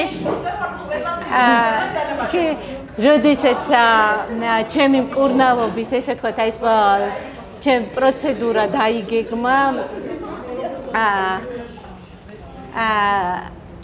რა თქმა უნდა, ჩემი და, რომელიც პირველი დღიდანვე ფაქტიურად მან დაგეგმა, დააორგანიზა ჩემი ოპერაციის შემდგომი, ესე ვთქვათ, გამოჯამრთელების პროცესი, ჩამოდის, თვითონ არიზონაში ცხოვრობს და დაიწყო ძალიან ფრთხილად. კი, მაგრამ ჭურჭლის სარეცხვის მანქანაში იყენებ ტაბლეტს ჭურჭლის გასარეცხად და ნუ რა თქმა უნდა ვიყენებ. სარეცხს რომ რეცხავ, რომელ სარეცხის ფხნელს იყენებ და ესე იგი, აი ამ ჯანსაღი, იმიტომ რომ თვითონ ძალიან დიდი ხანია უკვე აქ ცხოვრობს, იცავს აი ამ ჯანსაღი ცხოვრების წესს, გათვითცნობიერებულია და ფაქტიურად აი ესე ფრთხილად ბოლოს მივხვდი, რომ აი ესე მე ფაქტიურად ჩემი ყარადები უნდა დამეცალა იმ მომარაგებული პროდუქტისგან, როგორც ესე ვთქვათ, მშრალი და ქიმიური საშუალებებისგან, ასევე მაცივარი უნდა გამომენთავისუფლებინა, იმიტომ რომ აღმოჩნდა, რომ ყველაფერი 90%, რასაც ჩვენ ყოველდღიურად ვიყენებთ, ეს არის აბსოლუტურად მავნე, ზუსტად იმ დაავადებებისთვის და პრევენციისთვის, რომელზეც ჩვენ ახლა ვსაუბრობთ და ქეთი ისევ შეკითხვას, როგორ მოვიქცეთ, როგორ დავაბალანსოთ ძალიან მნიშვნელოვანი და რატომ მე არ მინდა სტრესში ჩავიგდოთ თავი, რომ მაღაზიაში შევიდეთ, რა თქმა უნდა, წავიკითხავთ ერთხელ ინგრედიენტებს, გავეცნობით ამ ყველაფერს, მაგრამ ამით ცხოვრებაც ძალიან რთულია. კი, ძალიან რთულია, თუმცა რაღაცა მინდა გითხრათ ამ ჯანსაღობასთან დაკავშირებით, არის ესეთი ეფი, იუკა ქვია. ამ ეფით შეგიძლიათ მაღაზიაში და ამის მიხედვით ყველაფერს ყიდულობ. თუ თქვენს შეგიძლიათ გადმოიწეროთ ეს ეფი, ნახეთ, უნდა კოდს დაადოთ და თვითონ გიჩვენებთ ეს ჯანსაღი არის თუ არ არის ჯანსაღი. ამის მერე ყიდულობ უკვე დიდი ხანია. იმიტომ რომ რასაც ყიდულობდი, ის იყო არაჯანსაღი. უმეტესობა ძალიან კარგი იქნება, აი სტარტაპია და იუკა ქვია. UKA. რამდენად სანდოა ეგ? მოდით ვისაუბროთ ახლა ამ თემაზე. თუ შეიძლება ვისაუბროთ. ანუ პირველი რაზეც ვაკეთებ და რაზეც მასე გამოდის? ოკეი. კარგეთში უმეტესობა პროდუქტები კარგეთის ყველაფერი დაწერია. იოქზე ვამბობ. ხო, არა. ეგეც რაღაც კიდე. ანუ რა უნდა გავაკეთოთ და რას უნდა მივაქციოთ ყურადღება? Non-GMO რომელსაც აწერია USDA approved ხო. ანუ კი, ნამდვილად ესეა. აი ხო რა ხდება? რატომ არის ეს ორგანიკის საკვები მნიშვნელოვანი? იმიტომ რომ პესტიციდებით არ არის პესტიციდებით არ არის დაბინძურებული, ხო? აი ამის მაჩვენებელია, რომ ანუ რატომ არის ორგანიკი, კითხვა ხომ არის ორგანიკთან დაკავშირებით, პირველ რიგში ამაზე მინდა გავამახვილო ყურადღება და ვისაუბრებ დანარჩენზეც, ხო? ორგანიკი პროდუქტი ნიშნავს იმას, რომ არ აქვს პესტიციდები, ხო? ანუ გარკვეული კილომეტრების რადიუსზე პესტიციდები არ ხვდება აი ამ პროდუქტს. იმიტომ რომ ვიცით, რომ გლიფოსატი, რაუნდაპი, აი ეს პესტიციდები, ჰერბიციდები არის სიმსივნესთან დაკავშირებული, არის ძალიან ბევრი ამერიკის მასშტაბით არის ძალიან ბევრი სასამართლო პროცესი ამჟამადაც აი ახლა ამ მომენტშიც ღია ჯერ კიდევ და ძალიან ბევრი მოიგო კიდევ ბევრმა პაციენტმა სიმსივნის დიაგნოზით აი ამ ჰერბიციდებთან დაკავშირებული განსაკუთრებით სისხლის სიმსივნეების ლეიკოზების დიაგნოზით და რომლებსაც ჰქონდათ ეს დიაგნოზი და რეალურად ვიცით ეს დადასტურებული ფაქტია რომ სიმსივნესთან და სხვა ქრონიკულ დაავადებებთან არის ეს პესტიციდები დაკავშირებული ამიტომ არის მნიშვნელოვანი. ეხლა ჩვენი გადასახედიდან რას ვაკეთებთ? მე როგორ ვიქცევი მაგალითად რას ვაკეთებთ ყოველდღიურ ცხოვრებაში, ხო? ჩვენი მიზანი არის ის, რომ ანთების საწინააღმდეგო კვებაზე გავაკეთოთ აქცენტი. ანუ რა არის ანთების საწინააღმდეგო საკვები? ყველანაირი ულტრაპროცესირებული საკვები არის ანთების გამომწვევი. ყველანაირი სასმელი, რომელსაც აქვს ფრუქტოზა, არის ანთების გამომწვევი საკვები. განსაკუთრებით იმ ადამიანებმა, რომლებსაც აქვთ ავტოისებიანი სიმსივნის დიაგნოზი, არიან რემისიაში, იმ ქალებმა, რომლებიც არიან ჯანმრთელი, მაგრამ არიან შუახნის ასაკში, არიან 45-დან 55 წლამდე ასაკის პერიოდში, რაც არ უნდა ჯანმრთელი იყოს ქალი, აქვს აი ეს შესაძლებლობების ფანჯარა, რომ მომავლის დაავადებები აიცილოს თავიდან. და მომავლის დაავადებები, ვისაუბრებ ამაზე აუცილებლად, არის ჰორმონების ცვლილებებთან დაკავშირებული. სხვა დანარჩენ ყველაფერს რომ კარგად ვაკეთებდეთ, ეს ჰორმონების ცვლილებები ჩვენზე არ არის დამოკიდებული, ხო? ყველა ქალი გადის მენოპაუზას. უკლებლი ყველა, ვისაც აქვს ვინც საშვილოსნოთი დაიბადა, ხო? და საკვერცხებით. ყველა ქალი გადის მენოპაუზას. ამიტომ ამის გავლა გვიწევს და ამიტომ არის ჩვენთვის ყველასთვის მნიშვნელოვანი მნიშვნელოვანი, იმიტომ კი არა მხოლოდ რომ რომელიმე ადამიანს აქვს სიმსივნის დიაგნოზი ან ანამნეზში აქვს სიმსივნე, ხო? ან რემისიაშია მაგის თქმა უნდა. ყველასთვის ძალიან დიდი მნიშვნელობა აქვს. ანუ ანთების გამოწვევის საკვებია ულტრაპროცესირებული საკვები. ულტრაპროცესირებულია ყველა ის პაკეტირებული საკვები, რომელსაც აქვს 5 და მეტი ინგრედიენტი. არ გჭირდება მე არ მაქვს არანაირი აპლიკაცია სხვათა შორის, თუმცა ძალიან მარტივია ბევრისთვის მისი ხმარება, მაგრამ თუ გვაქვს 5 და მეტი ინგრედიენტი ჩამონათვალში, ანუ აი ინგრედიენტს რო აწერია, ხო, აი ჩამონათვალში. ან თუ არის 5-ზე ნაკლები, მაგრამ აქვს შაქარი შიგნით, დამატებული შაქარი, ხო? რამდენი გრამი არის დასაშვები? 2 გრამზე მეტი უკვე. 2 გრამზე. 2 გრამზე მეტი უკვე პრობლემაა. და სოდიუმი? ან თუ აქვს სოდიუმი, არ არის იმხელა მნიშვნელობის როგორც შაქარი. შაქარია ძალიან. შაქარია აბსოლუტურად სიმსივნესთან დაკავშირებული. კარბოჰიდრატია შაქარი, კი. კარბოჰიდრატებიც ორი სახის გვაქვს. Sugar added sugar. ხო, კარბოჰიდრატიც შაქარია, თუმცა გვაქვს ორი სახის კარბოჰიდრატები. კარბოჰიდრატები ყველა ქალს გვჭირდება, იმიტომ რომ ბოჭკოა და ბოჭკოს გარეშე ჩვენი ჰორმონები არ გამომუშავდება ისე როგორც საჭიროა. წეღან ვამბობდი და ვეღარ დავასრულე. გვაქვს ანუ ქვეჯგუფი ბაქტერიების, სასარგებლო ბაქტერიების, რომელსაც ქვია ესტრობოლომი. აი ეს ესტრობოლომი არეგულირებს ესტროგენს ჩვენს ორგანიზმში. ანუ ეს ბაქტერიები თუ არ გვაქვს, თუ ჩვენ ბოჭკოს არ ვიღებთ, რომელიც პრებიოტიკია და რომელიც კვებავს ესტრობოლომის ბაქტერიებს, ხო? და ნახშირწყლებს არ ვიღებთ რაღაც დოზით, მაგრამ სწორ და კარგ ნახშირწყლებს, მაგალითად ბოსტნეული, ხო, მაგალითად თუნდაც როდესაც მაზია საუბარი კარტოფილზე, მაგალითად წითელი კარტოფილი, ან კიდევ გაციებული კარტოფილი, კარტოფილის პიურე წარმოიდგინეთ, რომელიც ცხელია და ახალი მომზადებული არის, ძალიან მავნე, იმიტომ რომ შაქრის პიკს იწევს ორგანიზმში და ეს არ არის კარგი ჩვენთვის, ამას უნდა მოვერიდოთ მაქსიმალურად, რომ მაღალი გლიკემიური ინდექსი არ გქონდეს საკვებს. თუ მაცივარში შევდებთ და იმას გამოვიღებთ, გინდაც გააცხელოთ, ის უკვე საუკეთესო პრებიოტიკია. ანუ ხო ძალიან მარტივი რამ არის. აი ეს რამდენიმე დღის წინ აღმოვაჩინე, მეც წავიკითხე და მწვანე ბანანი. ანალოგი მაცივარში მხოლოდ კარტოფილზე მაქვს საუბარი, კი. ანუ კარტოფილს აქვს აი ეს. ბატონო ხო, სპაგეტზე ცოტა კი, სპაგეტი ცოტა რთული თემაა, უფრო ხო ძალიან ისეთ. ხო, ალბათ, ექნება სპაგეტსაც ეს. კი ბატონო. ხელა პროცენტი შეიძლება იყოს დაშვებულება. ძალიან მაღალი კარბოჰიდრატი აქვს, უმეტესად ყველა საკვებს.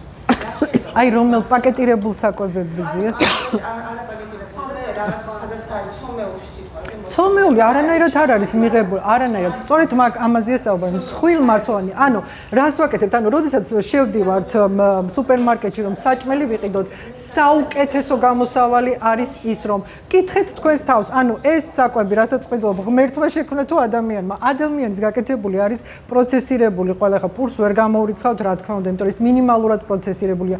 თუმცა იქაც არის განსხვავებები. შაქარი აქვს უმრავლესობას დამატებული. ყველაზე ჯანსაღი საკვები არის sprouted, მაგალითად Ezekiel bread გეცოდინებათ ალბათ საყინულეებში იყიდება. ან კიდევ ნატურალურ საფუარზე დაფუძნებული, იმიტომ რომ ლაქტობაცილებია საერთო არის საუკეთესო რამ. დილით, აი ეს კარგი ნახშირწყალია უკვე. განსხვავება უნდა ვიცოდეთ. პურთან დაკავშირებით და მარტივი ნახშირწყლების.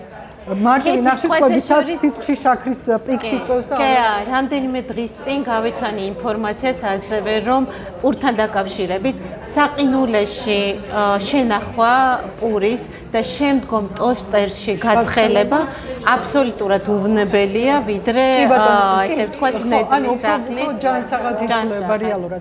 ძალიან დიდი მნიშვნელობა აქვს შემადგენლობას. აი ეს ფორმის პურები რომ არის, ეს არის იმდენად გამანადგურებელი ნაწლავის მიკრობიომისთვის. წარმოიდგინეთ, ერთჯერადად და ორჯერადად შეიძლება პრობლემა არ იყოს, მაგრამ თუ ადამიანი ამას ყოველდღიურად იღებს, საქართველოში მაგალითად იმდენად წარმოუდგენლად მძიმე მდგომარეობა ამხირო, ვერც აგიწერთ, ანუ არ ვიცი, მე რაც ვნახე, ჩემთვის ეს იყო ძალიან რთული, რომ ძალიან გიჭირს ადამიანს რომ იქ ჯანსაღად, მაგალითად, ქუჩაში რომ ხარ გამოსული, რომ მიხვიდე და ჯანსაღი საკვები იყიდო, შეიძლება მე მქონდა ეს გამოცდილება და ძალიან ინდივიდუალურია და პრობლემა და ჩვენი აქცენტი უნდა იყოს მეტაბოლურ ჯანმრთელობაზე ამის გარდა, ნაწლავის ჯანმრთელობის გარდა და ყველაფერი ერთმანეთთან არის დაკავშირებული. ჩვენ თუ აი ამ ცომეულს შევჭამთ ყოველდღიურად, ჩვენი მეტაბოლური ჯანმრთელობა, რა თქმა უნდა, ირღვევა და ზიანდება. რა თქმა უნდა ჩვენ მეტაბოლური სინდრომის განვითარების რისკის წინაშე ვდგავართ და უკვე აქვს შუახნის ქალს მეტაბოლური ჯანმრთელობა გარკვეულწილად დაზიანებული, იმიტომ რომ ეს ყველა ვარიანტი, ანუ ის მუცლის გარშემო რომ გვიჭირს რომ გროვდება ცხიმი და გვიჭირს წონის დაკლება, მეტაბოლური სინდრომის დამახასიათებელი ნიშანია, იმიტომ რომ ეს ვისცერალური ცხიმია, ხო, ორგანოებია გახვეული გარკვეულწილად ცხიმში და ეს არ არის მხოლოდ ესთეტიკური დანიშნულების, ეს სერიოზული პრობლემაა, იმიტომ რომ ანთების პროვოცირებას ესეც იწვევს, იმიტომ რომ ანთების გამომწვევი ციტოქინებს გამოიმუშავებს, ხო? სერიოზული პრობლემაა. ამან შეიძლება ღვიძლის გაცხიმონება გამოიწვევს. ეს არის ინსულინ რეზისტენტობასთან კავშირში. იმიტომ რომ ესტროგენი, რომელსაც ცხიმის გადამანაწილებელი ეფექტი აქვს ორგანიზმზე, ძალიან შემცირებულია ან მერყეობს. ტესტოსტერონი, რომელიც მჭლე კუნთის გამომუშავებას აძლიერებს, შემცირებული აქვს ქალს ამ შემთხვევაში, ხო, ამ პერიოდში. ამიტომ არ არის გასაკვირი, რომ თქვათ ეს ხდება. თუმცა ჩვენ თუ მაგალითად ხარისხიან და ჯანსაღ ბოჭკოზე გავაკეთებთ აქცენტს და დღეში უნდა 30 გრამი ბოჭკო მიიღოს ყველა ქალმა.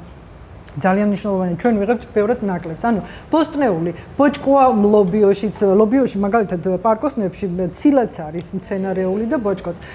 ცილასაც უდიდესი მნიშვნელობა აქვს. დავასრულოთ ჯერ ბოჭკო. ანუ ბოჭკო იმის გარდა რომ პრებიოტიკია, საოცარი პრებიოტიკია, მეტაბოლურ ჯანმრთელობას აუმჯობესებს, იმიტომ რომ სისხლში შაქრის შებოჭვას ახდენს და სისხლში აღარ გვაქვს შაქრის პიკი. მიხვდით, ანუ ჩვენ თუ ჯერ შევჭამთ, ამიტომ საკვების მას თანმიმდევრობას დიდი მნიშვნელობა აქვს. თუ ჯერ შევჭამთ სალატს, მერე შევჭამთ ცილას და მერე შევჭამთ ნახშირწყლებს, რაიმე სახის ნახშირ, მაგალითად გინდათ რომ რაღაც ცოტა ნაყინი შეჭამოთ, ან პატარა ნამცხვარი შეჭამოთ, აი მაშინ უკვე აღარ გვაქვს სისხლში შაქრის პიკი, ძალიან მინიმალური გვაქვს, ხო?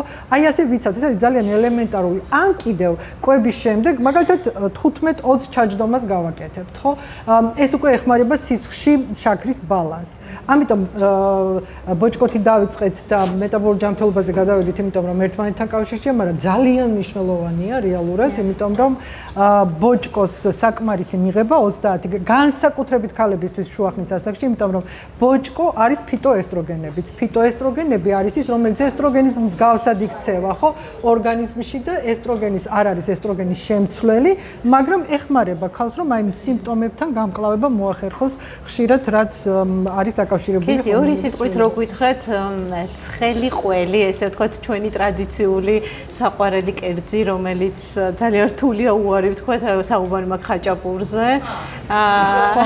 გარდა იმისა, რომ ცომზე თავისთავად ცომი მინიმალურად უნდა შევამციროთ, მაგრამ ის დოზა, რომელსაც ჩვენ ვიღებთ ჩვენი, ესე ვთქვათ, ტრადიციული კერძიდან, ხაჭაპური, ცხელი ყველი, ნამდვილად ისეთი მავნია, როგორც გვაცვლიან ინფორმაცია. კი, ყველს გააჩნია, რა თქმა უნდა, თუ ყველი არის პროცესირებული, თუ ყველი არის ზედმეტად გადამუშავებული და არის აქ მაგალითად ამერიკაში რაც გვაქვს ხელმისაწვდომი ძირითადად, ხო? იმიტომ არის მნიშვნელოვანი, რომ აი ის გავითვალისწინოთ, რომ პაკეტირებული თუ არის, ვნახოთ რა შემცველობა აქვს.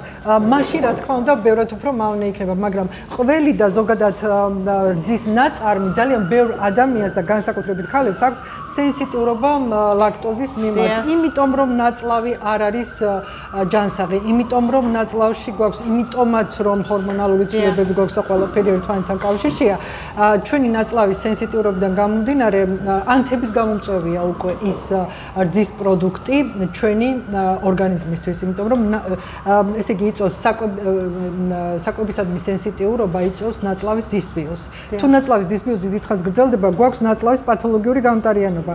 ნაწლავის პათოლოგიური გამტარიანობა ნიშნავს, რომ აი ეს ხარიხები ერთი თხელი კედელი აქვს ჩვენს მსხვილ ნაწლავს, წარმოიდგინეთ.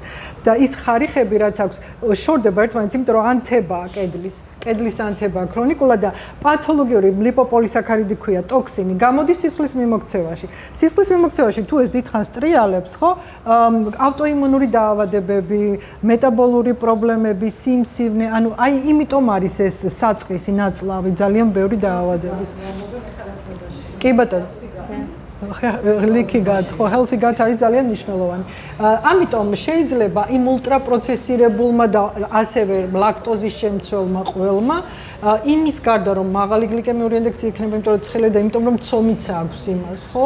პრობლემა გამოიწვევს. თუმცა თუ მხოლოდ ყველს, მაგალითად კეტო დიეტაზე ვინც არის და ვისაც უნდა რომ კეტოს მიყვება და არც ყველას თავისი ზომა და წონა და ადგილი აქვს ალბათ ყველა სახის დიეტას და ესეც პერსონალიზება უნდა მოხდეს, იმიტომ რომ მენტალური ჯანმრთელობის არეაში კეტო დიეტამ და სამედიცინო კეტო დიეტამ სასწაულები მოახდინა მეტაბოლური ჯანმრთელობის ის ხდება რევოლუცია კეტო დიეტასთან კავშირში. თუმცა ეს უნდა იყოს ექიმის მეთვალყურეობის ქვეშ გაკეთებული დიეტა, რა თქმა უნდა, და უნდა ადამიანს ჰქონდეს მუდმივად კონტაქტი თავის ექიმთან. აი ამ შემთხვევაში ამას შეიძლება გამართლება ჰქონდეს, თუმცა არ უნდა იყოს ულტრაპროცესირებული. ანუ ორი პრობლემა გვაქვს. ულტრაპროცესირებული, რომელიც ანთების გამომწვევია, თუ არის ჯანსაღი, შეიძლება ადამიანს და განსაკუთრებით ქალს და განსაკუთრებით შუახნის ასაკის ქალს ჰქონდეს, ბავშვებს აქვთ ხშირად კიდევ ლაქტოზის აუტანლობა კი არა, სენსიტიურობა. ორი სხვადასხვა რამ არის. არც ალერგია. ალერგია ნიშნავს იმას, რომ მაშინვე გვაქვს რეაქცია. სენსიტიურობა ნიშნავს იმას, რომ შეიძლება 2 კვირის მერე გამომჟღავდეს რეაქცია თავის ტკივილით, სახსრების ტკივილით, გუნება-განწყობის ცვლილებით, მაგრამ ნაწლავში ანთება გამოიწვიოს. თუ ამას ხშირად ვაკეთებთ. ნაწლავის ანთებამ, თუ ჩვენ წინასწარ განწყობაც გვაქვს, გარკვეული გენეტიკური პროფილი გვაქვს, ხო, შეიძლება ძალიან სწრაფად სიმსივნის პროვოცირება გამო. თუ სტრესიც გვაქვს, მულტიფაქტორულია. კოგნიტური დაქვეითება, ალცჰაიმერი, რომელიც ქალებში ორჯერ ხშირად ხდება, ვიდრე მამაკაცებში, იმიტომ რომ ესტროგენის დაქვეითებასთან არის დიდწილად კავშირში, იმიტომ კი არა მხოლოდ რომ ჩვენ უფრო დიდხანს ცოცხლობთ, 4-4.5 წლით დიდხანს 6 წლით დაახლოებით სხვადასხვა ქვეყნებში. იმიტომ რომ ჩვენ განსხვავებული ვართ მამაკაცისგან, ჩვენი ტვინი განსხვავებულია მამაკაცის ტვინისგან ასევე და ორჯერ იზრდება აი ამ კოგნიტური დაქვეითების რისკი ორჯერ და რაოდენობა შემთხვევების არის ორჯერ მეტი. აი ეს არის ასევე გასათვალისწინებელი. დიდი მადლობა. კი, აუცილებლად. ინტერვალურ კვებასთან დაკავშირებით არის ერთ-ერთი ესეთი ფაზა, რომელსაც ამბობენ ავტოფაგის ფაზა, როდესაც ხდება ეს უჯრედების აღდგენა. და ეს ძალიან ხელს უწყობს იმას, რომ ეს სიმსივნური უჯრედები არ განვითარდეს, ეს განახლება ხდება უჯრედების და მოკლედ ეს ავტოფაგი ხა ზუსტად აღარ მახსოვს, მაგრამ რამდენადაც მახსოვს 12 თუ 14 საათის შემდეგ იწყება ავტოფაგის ფაზა. და სასურველია, რომ თუ ინტერვალურის კვება შეგვიძლია და ვაკეთებთ, მიიღოს აი 14 საათის ზემოთ, როდესაც უკვე ავტოფაგის ფაზა ირთვება და რა აზრის ახართ და რა დონეზე ეს ინტეგრალური მედიცინა ეთანხმება საინტერესო იქნება. ინტეგრაციული მედიცინა და ფუნქციური მედიცინა. კი ბატონო, ძალიან საინტერესო კითხვაა, მადლობა. ინტერვალური შიმშილი, აი ამ განსაკუთრებით შუახნის ქალის ჯანმრთელობისთვის არის ძალიან სასარგებლო და ძალიან მისაღები. თუმცა აქაც ინდივიდუალიზებაა საჭირო. და ძალიან მნიშვნელოვანია ეს და ფორმას აქვს ასევე მნიშვნელობა. ინტერვალური შიმშილი და ინტერვალური შიმშილის ფორმას და ინტერვალებს გააჩნია. ანუ 12 საათიდან ვთვლით დაახლოებით, ხო? ავტოფაგიას რაც შეეხება 16 საათი შიმშილის შემდეგ ირთვება ავტოფაგია, რომელიც უჯრედის თვითგაწმენდას ნიშნავს, ხო? აი ეს ორგანელები თვით შეჭმა, თვით მონელებას ახდენს უჯრედი და აი ეს ნარჩენები, რაც არის უჯრედში მეტაბოლიზმის შედეგი ნარჩენები, ხო? ამისი გაუვნებელყოფა ხდება რეალურად და გაახალგაზრდა ხდება უჯრედის და აქვს სიმსივნის საწინააღმდეგო ეფექტი რეალურად. მაგრამ ჩვენ რა უნდა გავითვალისწინოთ აი ამ 35-55 წლის პერიოდში, ხო? 35 წლიდან დაწყებული. უნდა გავითვალისწინოთ ის, რომ ჩვენ თუ ამას ძალიან ხშირად გავაკეთებთ, ხო, აუცილებლად ჰორმონალურ დისბალანსს გამოიწვევს. აუცილებლად უნდა გავითვალისწინოთ ის, რომ ვისაც აქვს ფარისებრი ჯირკვლის პრობლემა, ჰიპოფუნქცია განსაკუთრებით, ხო?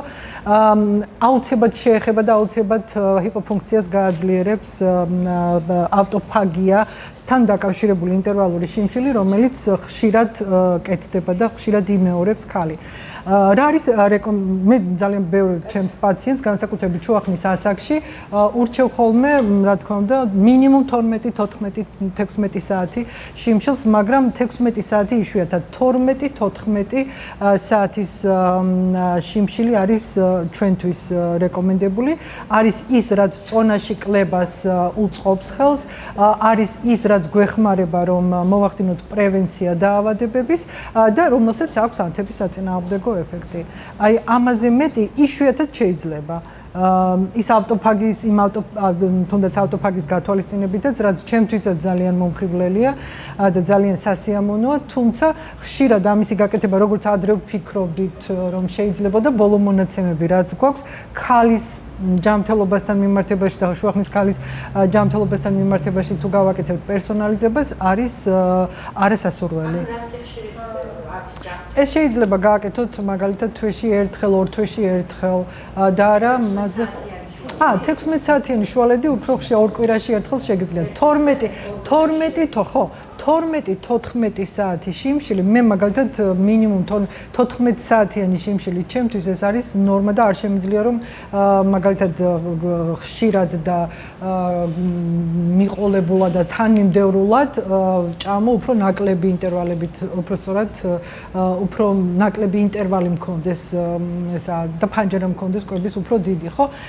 იმიტომ რომ ჩემი ორგანიზმი ამაზეა უკვე მორგებული და ეს არ არის ჩემთვის დიეტა, აი ეს უნდა აკრძალვა, არ უნდა უთხრათ ჩვენს გონებას, კი არ ვკრძალავთ რა იმეს, პირიქით ვაძლევთ შესაძლებლობას რომ ჯანმრთელი გახდეს ჩვენს ორგანიზმს, ხო? ვაძლევთ, აი როგორ მივიღებთ რეალობას, ამას დიდი მნიშვნელობა აქვს, ძალიან დიდი მნიშვნელობა, ხო? როგორი განწყობა გვაქვს თვითონ აი ამ დიეტის თუ დიეტური ჩარევის მიმართ. ამიტომ ეს ნორმაა ჩემთვის, მაგრამ ყველას მიმართ, ყველას შემთხვევაში იქნება ინდივიდუალური. 12-14 საათი ყოველდღიურად შეგიძლიათ ეს გააკეთოთ და არ არის პრობლემა არანაირად, მაგრამ აი 16-ით ცოტა შეზღუდულად და ყოველდღიურად დიდად ბოლო მონაცემები რაც გვაქვს არ არის სასურველი რომ ხანგრძლივად და ყოველდღიურად 16 საათიანი გააკეთოს ქალმა და 18 საათიანიც არა. კეთი იდეალური დრო დღის რომელი მონაკვეთი არის 12 საათიანი თუ ინტერვალის საწყის დროთ და დასრულების აი ამაზეც რომ ძალიან საინტერესო კითხვა და ძალიან დროული. ან ყველა ადამიანს აქვს განსხვავებული ბიოლოგიური რიტმი, ხო? და დღის განმავლობაში სხვადასხვა დროს თუნდაც იმის გამო რომ ასე ეწყობა ხელი სამსახურიდან გამომდინარე, ოჯახის მდგომარეობიდან გამომდინარე და ასე გრძნობს თავს კარგად, ხო? ამ შემთხვევაში რა თქმა უნდა გააკეთოს ის რასაც ორგანიზმი სთხოვს, ან კიდევ გარემო სიტუაციას სთხოვს, თუმცა რასაც მეცნიერება გვეუბნება და ბოლო პერიოდის კვლევები გვეუბნება არის ის, რომ იმისგან განსხვავებით რაც ადრე ვიცოდით, აი დილის კვება ადრე არის ძალიან მნიშვნელოვანი. ანუ დილით რაც უფრო ადრე დავიწყებთ, დილით თუ ჩვენ საუზმეს მივირთმევთ, ხო? აი ეს მთელი დღის განმავლობაში გვაძლევს ენერგიას და უფრო აძლიერებს აი ამ შუალედის ეფექტს, კვების ეფექტს, ვიდრე ვთქვათ ჩვენ 12-იან პირველ საათზე გქონდეს პირველი კვება და საღამოს მერე გვიან შევჭამოთ. რამდენად რეკომენდირებულია დატვირთული საუზმე? აი ეს არის ძალიან მნიშვნელოვანი, იმიტომ რომ პირადად მე არ ვიცი, ბავშვობიდან ძალიან მთელი რიტუალი არის ჩემთვის საუზმე, ნოყიერი საუზმე და თუ ხანდახან ეს დამდაშავედ ვგრძნობ ხოლმე თავს, რომ ცოტა სტანდარტებს ხომ არ ვუხო, სტანდარტებს გულისხმობ იმას, რომ რაც უფრო დავიწყე შესწავლა მეტად ჯანსაღყვებასთან დაკავშირებით ინფორმაციის შეგროვებაზე, რომ ულუფა უნდა იყოს ლიმიტირება. ეს არის ყველაზე დიდი პრობლემა ალბათ ბევრი ქალბატონი. აუცილებლად კი ნამდვილად პირველ რიგში ის მინდა ვთქვა, რომ ძალიან დიდი მნიშვნელობა აქვს აქცენტი გავაკეთოთ არა კალორიებზე, ეს მართლა ძალიან მნიშვნელოვანია. და ბოლო მონაცემები, ბოლო პერიოდის მეცნიერება და სამეცნიერო მონაცემები გვეუბნება იმას, რომ აქცენტი უნდა გაკეთდეს ნუტრიენტებზე და არა კალორიების რაოდენობაზე. ამას აქვს უდიდესი მნიშვნელობა, იმიტომ რომ კალორიების მკვეთრი შეზღუდვა ხანგრძლივად დიდ შედეგს არ მოგვიტანს, იმიტომ გვაქვს აი ეს იო-იო დიეტები, რომ დაიკლებს ქალი და მერე ისევ იმატებს. ჩვენი ჰორმონები, ჩვენს ჰორმონებს ცხიმი აუცილებლად სჭირდებათ, რომ თავისი ფუნქცია შეასრულონ. ანუ სხვანაირად არ ხდება ცხიმში, ხსნადია ძალიან ბევრი ვიტამინი, D ვიტამინი მაგალითად, რომელიც ნახევრად სტეროიდია და ნახევრად ჰორმონი, ასევე ცხიმში ხსნადია. ანუ ცხიმს უდიდესი მნიშვნელობა აქვს. ჯანსაღი სასარგებლო ცხიმების მიღება არის მნიშვნელოვანი. მეორე ფაქტორი არის პროტეინი, ანუ ცილა, ხო? ცილა ჩვენ უკვე ვიცით ახლა რომ ცილას აქვს უდიდესი დატვირთვა, ანუ დილას თუ ცილით და მით გარკვეული რაოდენობის სასარგებლო ნახშირწყლებით დავიწყებთ, ხო? ჩვენ უკვე მთელი დღის განმავლობაში სისხლში შაქრის პიკს ვიცილებთ თავიდან, წარმოიდგინეთ და დანაყრების შეგრძნება გვაქვს დიდი ხნის განმავლობაში ასევე. თანაც კუნთს ვაშენებთ. ჩვენთვის კუნთი არის დღეგრძელობის ორგანო. არა მხოლოდ მამაკაცებისთვის, ქალებისთვის განსაკუთრებულად, განსაკუთრებით მათთვის, ვისაც აქვს ავტვისებიანი სიმსივნის დიაგნოზი ან ანამნეზი, აქვს ავტვისებიანი სიმსივნე, განსაკუთრებით ამ შემთხვევაში, იმიტომ რომ კუნთი, როდესაც მუშაობს, რა თქმა უნდა, უფრო იმ შემთხვევაში გამოიმუშავებს ენდოკრინული ორგანოა, ჩვენ ეს არ ვიცოდით. გამოიმუშავებს მიოკინებს, სპეციალურ საცილებს, რომლებიც ბოჭავენ სიმსივნურ უჯრედებს, რომლებსაც აქვს სიმსივნის საწინააღმდეგო მოქმედება, ხო? კუნთი არის დღეგრძელობის ორგანო ჩვენთვის, იმიტომაც რომ სისხლიდან ყველაზე დიდი ორგანოა კუნთები, რომელსაც სისხლის მიმოქცევიდან გამოაქვს შაქარი, რომელიც მეტაბოლურ ჯანმრთელობას გვინარჩუნებს. ჰორმონების რეგულაცია, მეტაბოლური ჯანმრთელობა, დაავადების საწინააღმდეგო თავდაცვა, პრევენცია, პროტექცია რეალურად ძალიან დიდი მნიშვნელობა აქვს. ამიტომ და დანაყრების შეგრძნება თავისთავად, ხო? ამიტომ დილას თუ დაიწყებთ, ჩვენ ახლა ბოლო მონაცემები რაც გვაქვს ფუნქციურ მედიცინაში განსაკუთრებით რომ ფუნქციური იყოს ორგანიზმი, ხო? და ყველა ორგანო 30 მილიგრამი ქალმა, ну ესე უხეშად ინდივიდუალიზება აქაც საჭირო, მაგრამ 30 მილიგრამი დილით უნდა გადანაწილდეს სამკვებაზე ცილები, ხო? ცილების რაოდენობა მინიმუმ 30 დილით, შუადღეც და საღამოს უფრო მეტი შეიძლება რომ მიიღოს ქალმა. ეს არის სულ მინიმალური ცილის რაოდენობის, რაც შეიძლება მიიღოს. ასევე მცირე, ამიტომ ეს სრულიად ნორმალური და კარგი პირიქით ძალიან დამცავი და ძალიან სასარგებლო საუზმეა. ავტვისებიანი სიმსივნის პროვოცირება შეიძლება მოახდინოს, ეს არის მულტიფაქტორული მდგომარეობა. გამოწვევი შეიძლება იყოს ძალიან ბევრი ფაქტორი. კიდევ ერთხელ გამეორდები და ვიტყვი, რომ გენეტიკას აქვს ძალიან მცირე წვლილი ამ შემთხვევაში.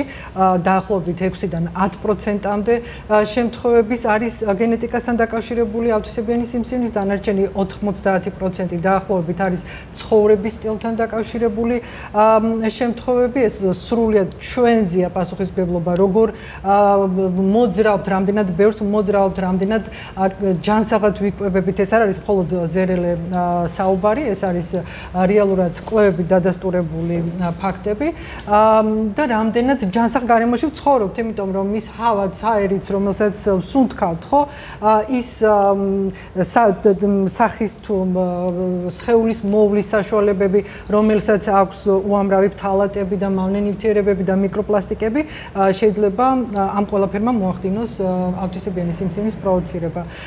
და რაც თავარია, რა თქმა უნდა, საკვები, ზედმეტად დამუშავებული ულტრაპროცესირებული საკვები, რომელიც არის პაკეტირებული, რომელიც არ არის მთლიანი საკვები, დაუმუშავებელი საკვები, ასევე შეიძლება იყოს მაპროვოცირებელი სხვა ფაქტორებთან ერთად სიმსივნის. რა შეიძლება გავაკეთოთ იმისთვის, რომ მოვახდინოთ სიმსივნის პრევენცია. აქ ორი საკითხია, რა თქმა უნდა, სიმსივნის სკრინინგი, რომელიც არის მნიშვნელოვანი, რომელიც ამერიკის შეერთებულ შტატებში 40 წლის ზემოთ ქალებისთვის არის სავალდებულო და ყველა ქალმა უნდა ჩაიტაროს მკერდის სიმსივნესთან დაკავშირებით, როდესაც ვსაუბრობთ მკერდის კიბოს, სარძევი ჯირკვლის კიბოს სკრინინგი. მაგრამ სანამ მივალთ სკრინინგამდე, პრევენციას აქვს უდიდესი მნიშვნელობა და ჩვენ შეგვიძლია ჩვენი იმ ფაქტორების გათვალისწინებით თუ როგორ ვიკვებებით, რამდენად მოძრაობთ, რამდენად ჯანსაღ გარემოში, რაზეც ხშირად არ გვაქვს კონტროლი, მაგრამ რამდენად ჯანსაღ გარემოში ვცხოვრობთ, რამდენად სუფთა წყალს ვსვავთ, რამდენად ვიცილებთ თავიდან მიკროპლასტმასების ზემოქმედებას, ფთალატების ზემოქმედებას, შეგვიძლია მოვახდინოთ შესაბამისად და რამდენად, რაც ძალიან მნიშვნელოვანია, როგორ ვაზროვნებთ, ხო? როგორი ურთიერთობა გვაქვს დანარჩენ ადამიანებთან, რამდენად ვწუწუნებთ, იმიტომ რომ წუწუნით დაკავშირებულია გარკვეულწილად კორტიზოლის დონის მომატებასთან. სისხლში და ტვინის შემცირებასთან ზომაში თურმე, რაც მე აღმოვაჩინე ბოლო პერიოდში და ძალიან საინტერესოა. საკმაოდ საინტერესო თემა გამოიკვეთა. კი ბატონო, რამდენად? იმიტომ რომ ხშირად ამბობენ, რომ უნდა გამოთქვა შენი წუხილი, დარდი და დარდის და წუხილის გამოთქვა ხშირად ჩვენ ვასოცირდება წუწუნთან, რომ არ მინდა ვიწუწუნო და აუცილებლად უნდა გაუზიაროთ ერთმანეთს, მithumetes გაუზიაროთ. აი ეს გაზიარება სხვა არის, აი ჩვენ მაგალითად დღეს იმდენ რამეს უზიარებთ ერთმანეთს, ისეთი მნიშვნელოვანია, ეს ყველასთვის თერაპიული ეფექტი აქვს ამას, ყველა ჩვენგანისთვის, ჩემთვისაც, იმიტომ რომ მე ძალიან მინდა გავაზიარო ის ცოდნა და გამოცდილება, რაც მაქვს. ეს ცოდნა ყოველდღიურად იცვლება, ყოველდღიურად ახალი ემატება და ის ყველაფერი, რაზეც ჩვენ დღეს ვსაუბრობთ, ხო, არის კვლევები და დიდი ზომის და სანდო კვლევებით დამტკიცებული, ხო, იმიტომ რომ ბოლო პერიოდში გვაქვს უამრავი ინფორმაცია და თქვენ იცით ეს რომ შევალთ სოციალურ ქსელებში და აი მოზღვავებული ინფორმაცია ერთ კონკრეტულ თემაზე თუნდაც, ხო, და არ ვიცით იქიდან რომელია სწორი, მაგრამ აი ფუნქციური მედიცინა იმიტომ არის ძალიან მნიშვნელოვანი, რომ იქ სწორ და დიდი ზომის და სანდო კვლევებზე აქცენტი გაკეთებული და ის გადმოგვაქვს უკვე ჩვენს ყოველდღიურ ცხოვრებაში და ჩვენს პრაქტიკაში. ამიტომ ეს ძალიან მნიშვნელოვანია რეალურად ჩვენი ტვინის ჯანმრთელობა ძალიან უნდა გაუფრთხილდეთ, განსაკუთრებით ქალები, განსაკუთრებით შუახნის 30-იანი წლებიდან 35 წლიდან დაწყებული ამას ძალიან დიდი მნიშვნელობა აქვს. როგორი რეაგირება გვაქვს სტრესზე, ეს არის უდიდესი მნიშვნელობის. რამდენად ჩვენ ჟანგბადის ნიღაბს ვირგებთ პირველად, რომ ჟანგბადი ვის უნდქოთ და გავძლიერდეთ და მე ჩვენს ოჯახის წევრებს მივხედოთ. ეს არის ძალიან მნიშვნელოვანი, აუცილებლად პრიორიტეტის მინიჭება ჩვენი თავისთვის არ არის ფუჭი სიტყვები დამიჯერეთ, ამას ძალიან დიდი მნიშვნელობა აქვს, ვერავის მიხედავთ, აუცილებლად ადრე დაბერდებით, აუცილებლად ქრონიკული დაავადებების მაღალი რისკის ქვეშ დადგებით, თუ ამას არ გავითვალისწინებთ რეალურად, ეს არის საინტერესო თემა წამოვიდა, რაც შემდეგი თემა არ დავბერდე და ქართველი ქალების ესე ვთქვათ ყველაზე პრობლემური, რომ პრიორიტეტიზირება მოვახდინოთ საკუთარი თავის. მე მყავდა ერთი პაციენტი, ძალიან საინტერესო თემა, საინტერესოა გეტყვით. მე მყავდა ერთი პაციენტი ამერიკელი ქალბატონი, ძალიან ესეთი წარმატებული პროფესიულად და ეს ქალი იყო 94 თუ 15 წლის. და ჰქონდა მკერდის სიმსივნის ძალიან უცნაური დამთხევა. მკერდის რამდენი წლის იყო? 94 თუ 15 წლის.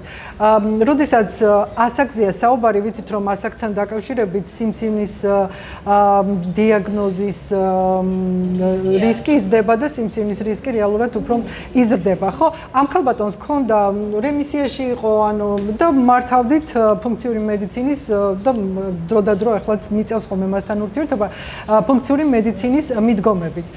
და ამ ქალმა მითხრა ესეთი, როდესაც პირველ არეზოს მავიწყებ, ანუ პირველ შეხვედრას და პირველ ვიზიტზე ჩვენ ვიკლავთ ყველაფერს, ანუ ბავშვობიდან დაწყებული ფუნქციური მედიცინის კონსულტაციაზე ვიკლავთ ბავშვობიდან დაწყებული ბავშვობის ტრამვებს თუ გადატანილი ინფექციურ დაავადებებს, ვირუსულ დაავადებებს და მითხრა რომ მე ყველას, ანუ ჩემს მყავს როგორ ქვია, იურისტი მყავს ოჯახის წევრი ყველა, შვილები მყავს იურისტები, ორი შვილი, ორივეს იურიდიული დაამთავრეს გვერდში ვედექი, ჩემს ქმარს ჰქონდა თავისი ოფისი იურისტი, ასეც მუდმივად ყოველთვის გვერდში ვედექი. ჩემი თავი მქონდა დავიწყებული, ვიყავი სახლში და სახლიდან მუშაობდი. არ მქონდა არანაირი მიზანი, არ მქონდა არანაირი სხვა სურვილი გარდა იმის, რომ ჩემს გარშემო მომყოფებ ჩემი ოჯახის წევრებისთვის მომელო. ეს რა თქმა უნდა, ცუდი ამაში არაფერია, თუ ადამიანი და ქალი თავის თავზეც გააკეთებს აქცენტს და მიხედავს თავს. ისიც არ ვიცი რომელი ფერი მიყვარსო, მითხრა. აი არასდროს დამავიწყდება ცხოვრებაში. ისიც არ ვიცი რომელი ფერი მიყვარსო. და რეალურად ეს სტრესია, ეს არის საკუთარი თავის დავიწყება, ეს არის სრულიად სხვა თითოეულ ადამიანს სჭირდება რეალიზება. ეს არის ძალიან მნიშვნელოვანი თემა. როგორც პროფესიული კუთხით, რა თქმა უნდა, დოზირებულად ოჯახში, სამეგობრო წრეში, სოციალიზაცია, რაც დეფიციტი არის ემიგრაციაში და ეს თემა ძალიან მნიშვნელოვანია და ძალიან პრობლემატურია, ალბათ იცით ეს თქვენ. კეთი, წყალი ახსენეთ, კეთის ხონდა კითხვა წყალთან დაკავშირებით.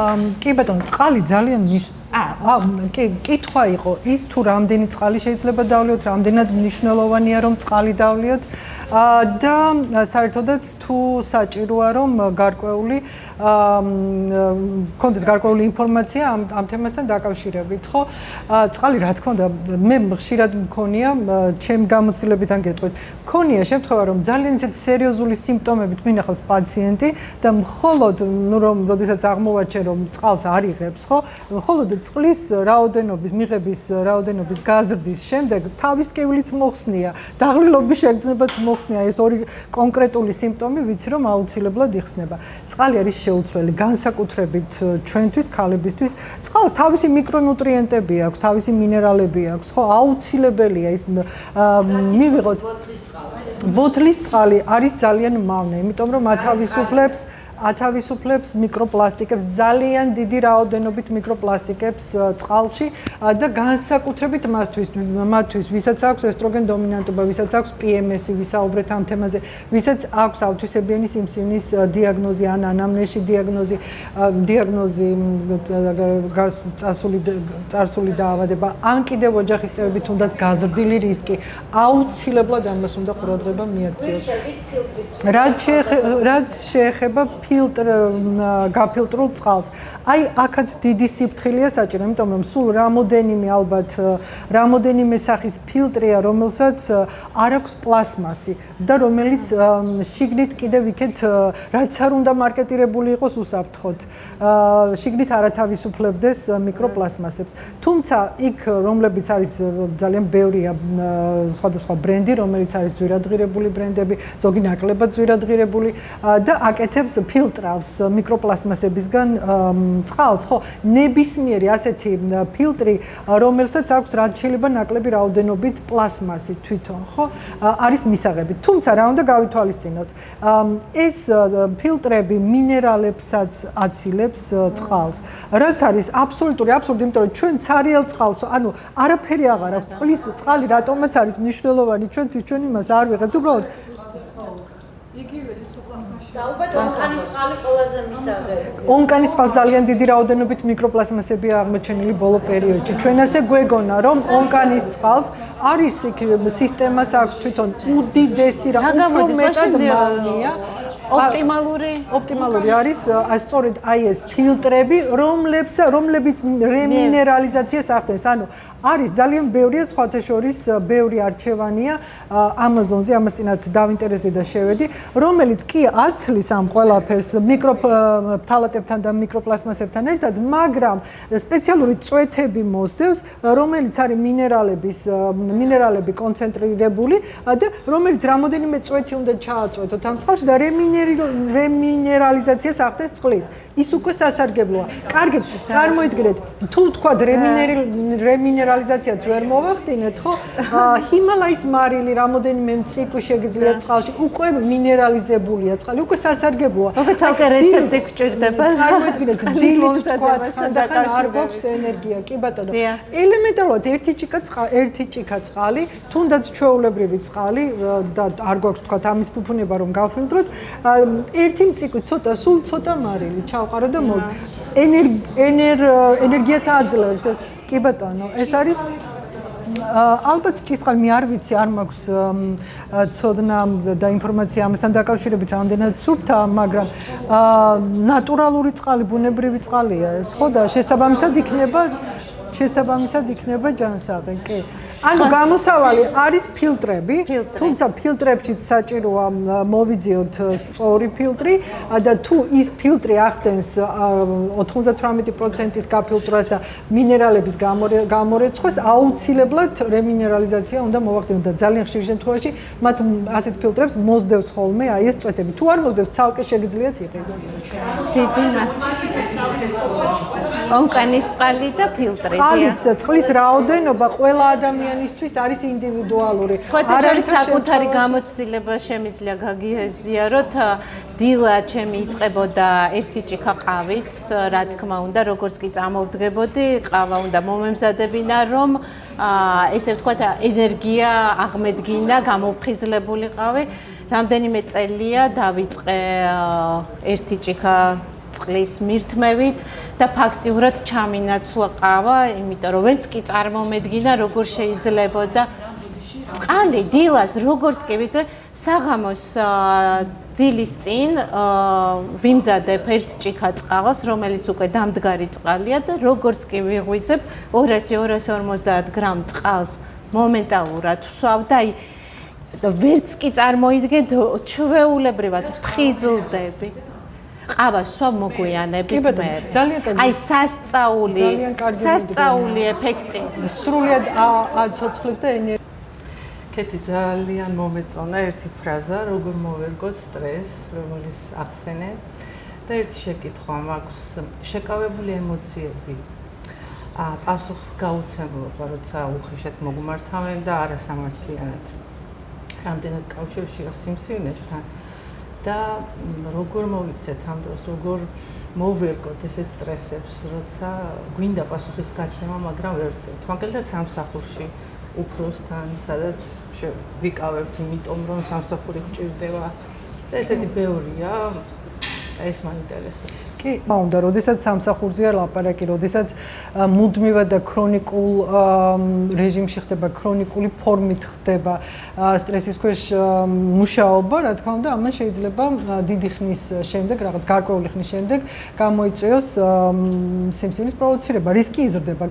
კიდევ ერთხელ აი იმ პროფილის გათვალისწინებით და პერსონალიზებით, რაზეც წეღან ვისაუბრეთ, ხო? თუ ამას აქვს შემთხვევითი ხასიათი, ეს ძალიან ის არის ინდივიდუალური, თქვენ როგორ თვლით საჭიროთ რომ ამას უპასუხოთ, რა თქმა უნდა, ამ სახის ქცევას, რომ ეს თქვენზეა, რა თქმა უნდა, დამოკიდებული რა სახის რეაგირება გექნებათ, მაგრამ როდესაც ამას აქვს მუდმივი და ქრონიკული ხასიათი, აუცილებლად გამოიწვევს, აუცილებლად არა, რა თქმა უნდა, მაგრამ გაზრდის სიმსივნის რისკს, ავთვისებიანი სიმსივნის რისკს.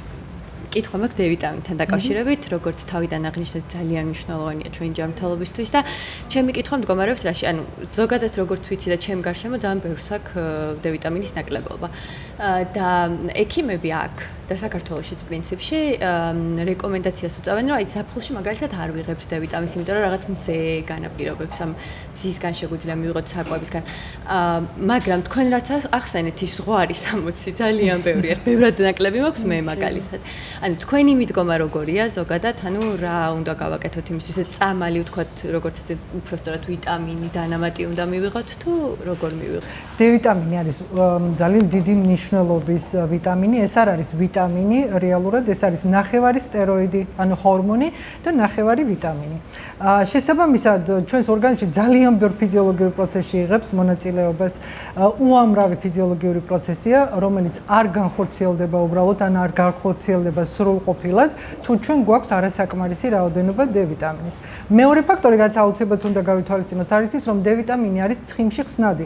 შესაბამისად, ჩვენ თუ გვაქვს სულ უცხიმო დიეტა, D ვიტამინი არ იქნება ბიოშეღწევადი და შეუძლებელია, რომ რაც არ უნდა დანამატის სახით მივიღოთ, თუ მზეზე ვიყოთ დიდი ხნის განმავლობაში, ჩვენ გქონდეს ნორმალური ან თუნდაც საკმარისი D ვიტამინის დონე, ხო?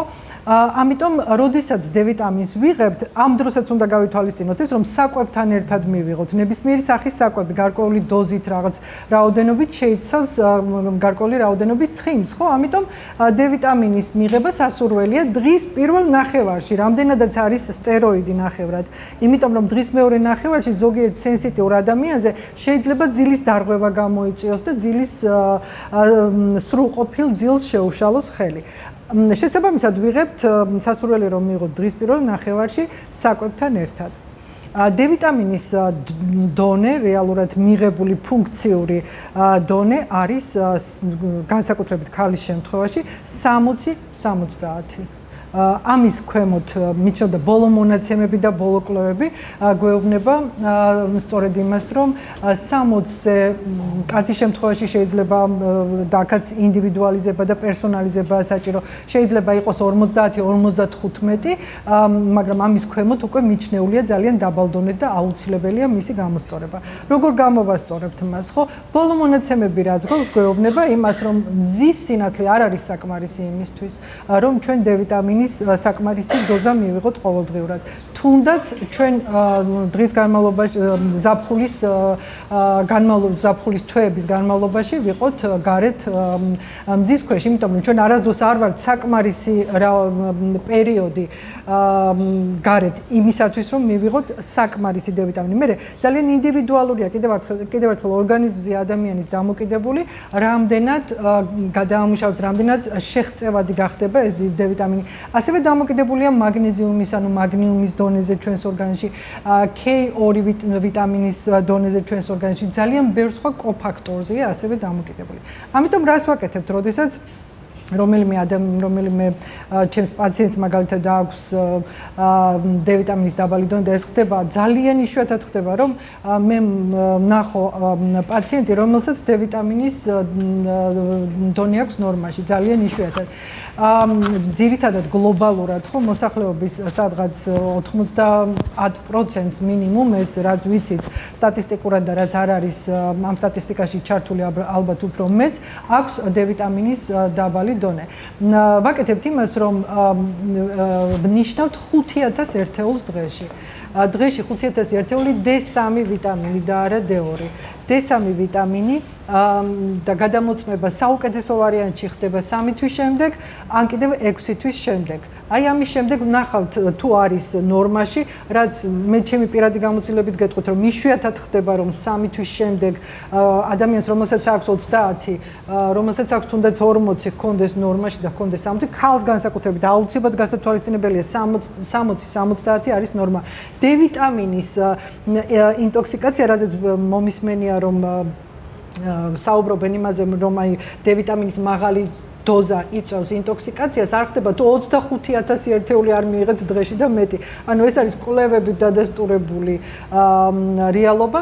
ამიტომ 5000 ერთეული დღეში არის სრულიად ნორმალური, რომ ჩვენ ავწიოთ ზემოთ D ვიტამინის დონე და გავითვალისწინოთ ის ფაქტორები, რაზეც უკვე ვისაუბრე. ასევე ქალების შემთხვევაში ყოველთვის ნიშნავენ მაგნეზიუმს და მაგნეზიუმის სხვადასხვა ფორმები არსებობს, რომ აი ეს ეფექტი, იმიტომ რომ ყველას გვაქვს რეალურად მაგნეზიუმის ნაკლებობა, მაგნეზიუმი არის ისეთი მინერალი, რომელიც ყველას გვჭირდება განსაკუთრებით ქალებს ჰორმონების რეგულაციისთვის, ჰორმონების მეტაბოლიზმისთვის, რელაქსირებისთვის, ძილისისთვის, გაუმჯობესებისთვის, ძალიან ბევრი კუჭნაწლავის ტრაქტის სრულყოფილი ფუნქციონირებისთვის სხვადასხვა ფორმა ინიშნება აქ მოთხოვნილების მიხედვით და ინდივიდუალიზება ხდება, მაგრამ მე ყოველთვის ნიშნავ ხოლმე მაგნეზიუმსაც, რომ რაც შეიძლება მეტად ბიოშეღწევადი გახდეს D ვიტამინი. ეს არის ის, რაც გვაქვს ბოლო მონაცემები და რასაც გვეუბნება ბოლო პერიოდის მეცნიერება. კიდე აქვე მოკლე შეკითხვა, ჩემ შემთხვევაში როგორც ონკოპაციენტისთვის აუცილებლად მნიშვნელოვანია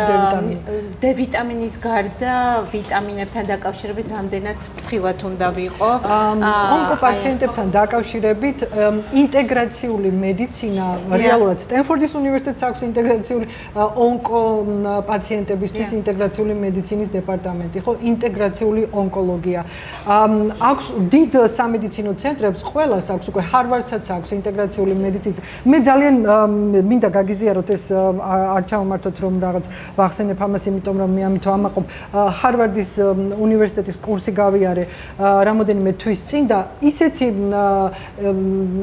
ვიცი რომ ბოლო პერიოდში ბევრი ექიმი burnout, რასაც ქვია, ექიმები ძალიან გადამწურები არიან, ასე რომ ვთქვა და ხელფასებს უმცირებენ და სთხოვენ რომ ბევრი იმუშავონ აქ ამერიკის შეერთებულ შტატებში. სულ უფრო მეტი ექიმი მედიცინის ძირითადი მოდელიდან გადადის ფუნქციურ მედიცინაში და ინტეგრაციულ მედიცინაში.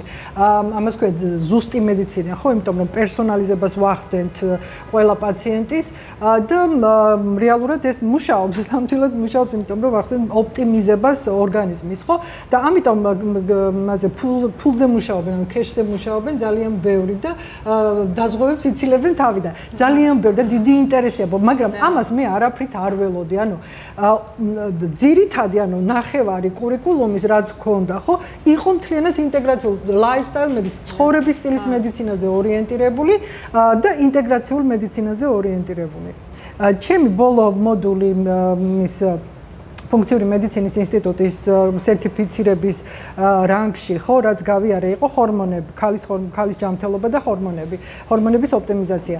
აი ამდენი MD ანუ medical doctor რა და DO თუნდაც ხო რაც ჩვენ ყავდა ეხლა აი ამ მოდულზე მე არ აფეთქება იყო ანუ ძალიან ბევრი გადმოდის აქეთ იმიტომ რომ რეალურად უკვე უფრო ხშირია ეხლა და უფრო ადვილი შესაძლებელია თქვენ მიხვიდეთ ექიმთან ნებისმიერ ექიმთან თუნდაც გასტროენტეროლოგთან თუნდაც ენდოკრინოლოგთან თუნდაც გინეკოლოგთან ან პრაიმ ესა თერაპევტთან და მას კონდეს უკვე ეს განათლება და ეს მიდგომა საკითხისადმი ხო თუნდაც ვიტამინებთან დაკავშირებით იმიტომ რომ ვიტამინები ეს არ არის ინტეგრაცია ეს არის ჩვეულებრივი მედიცინა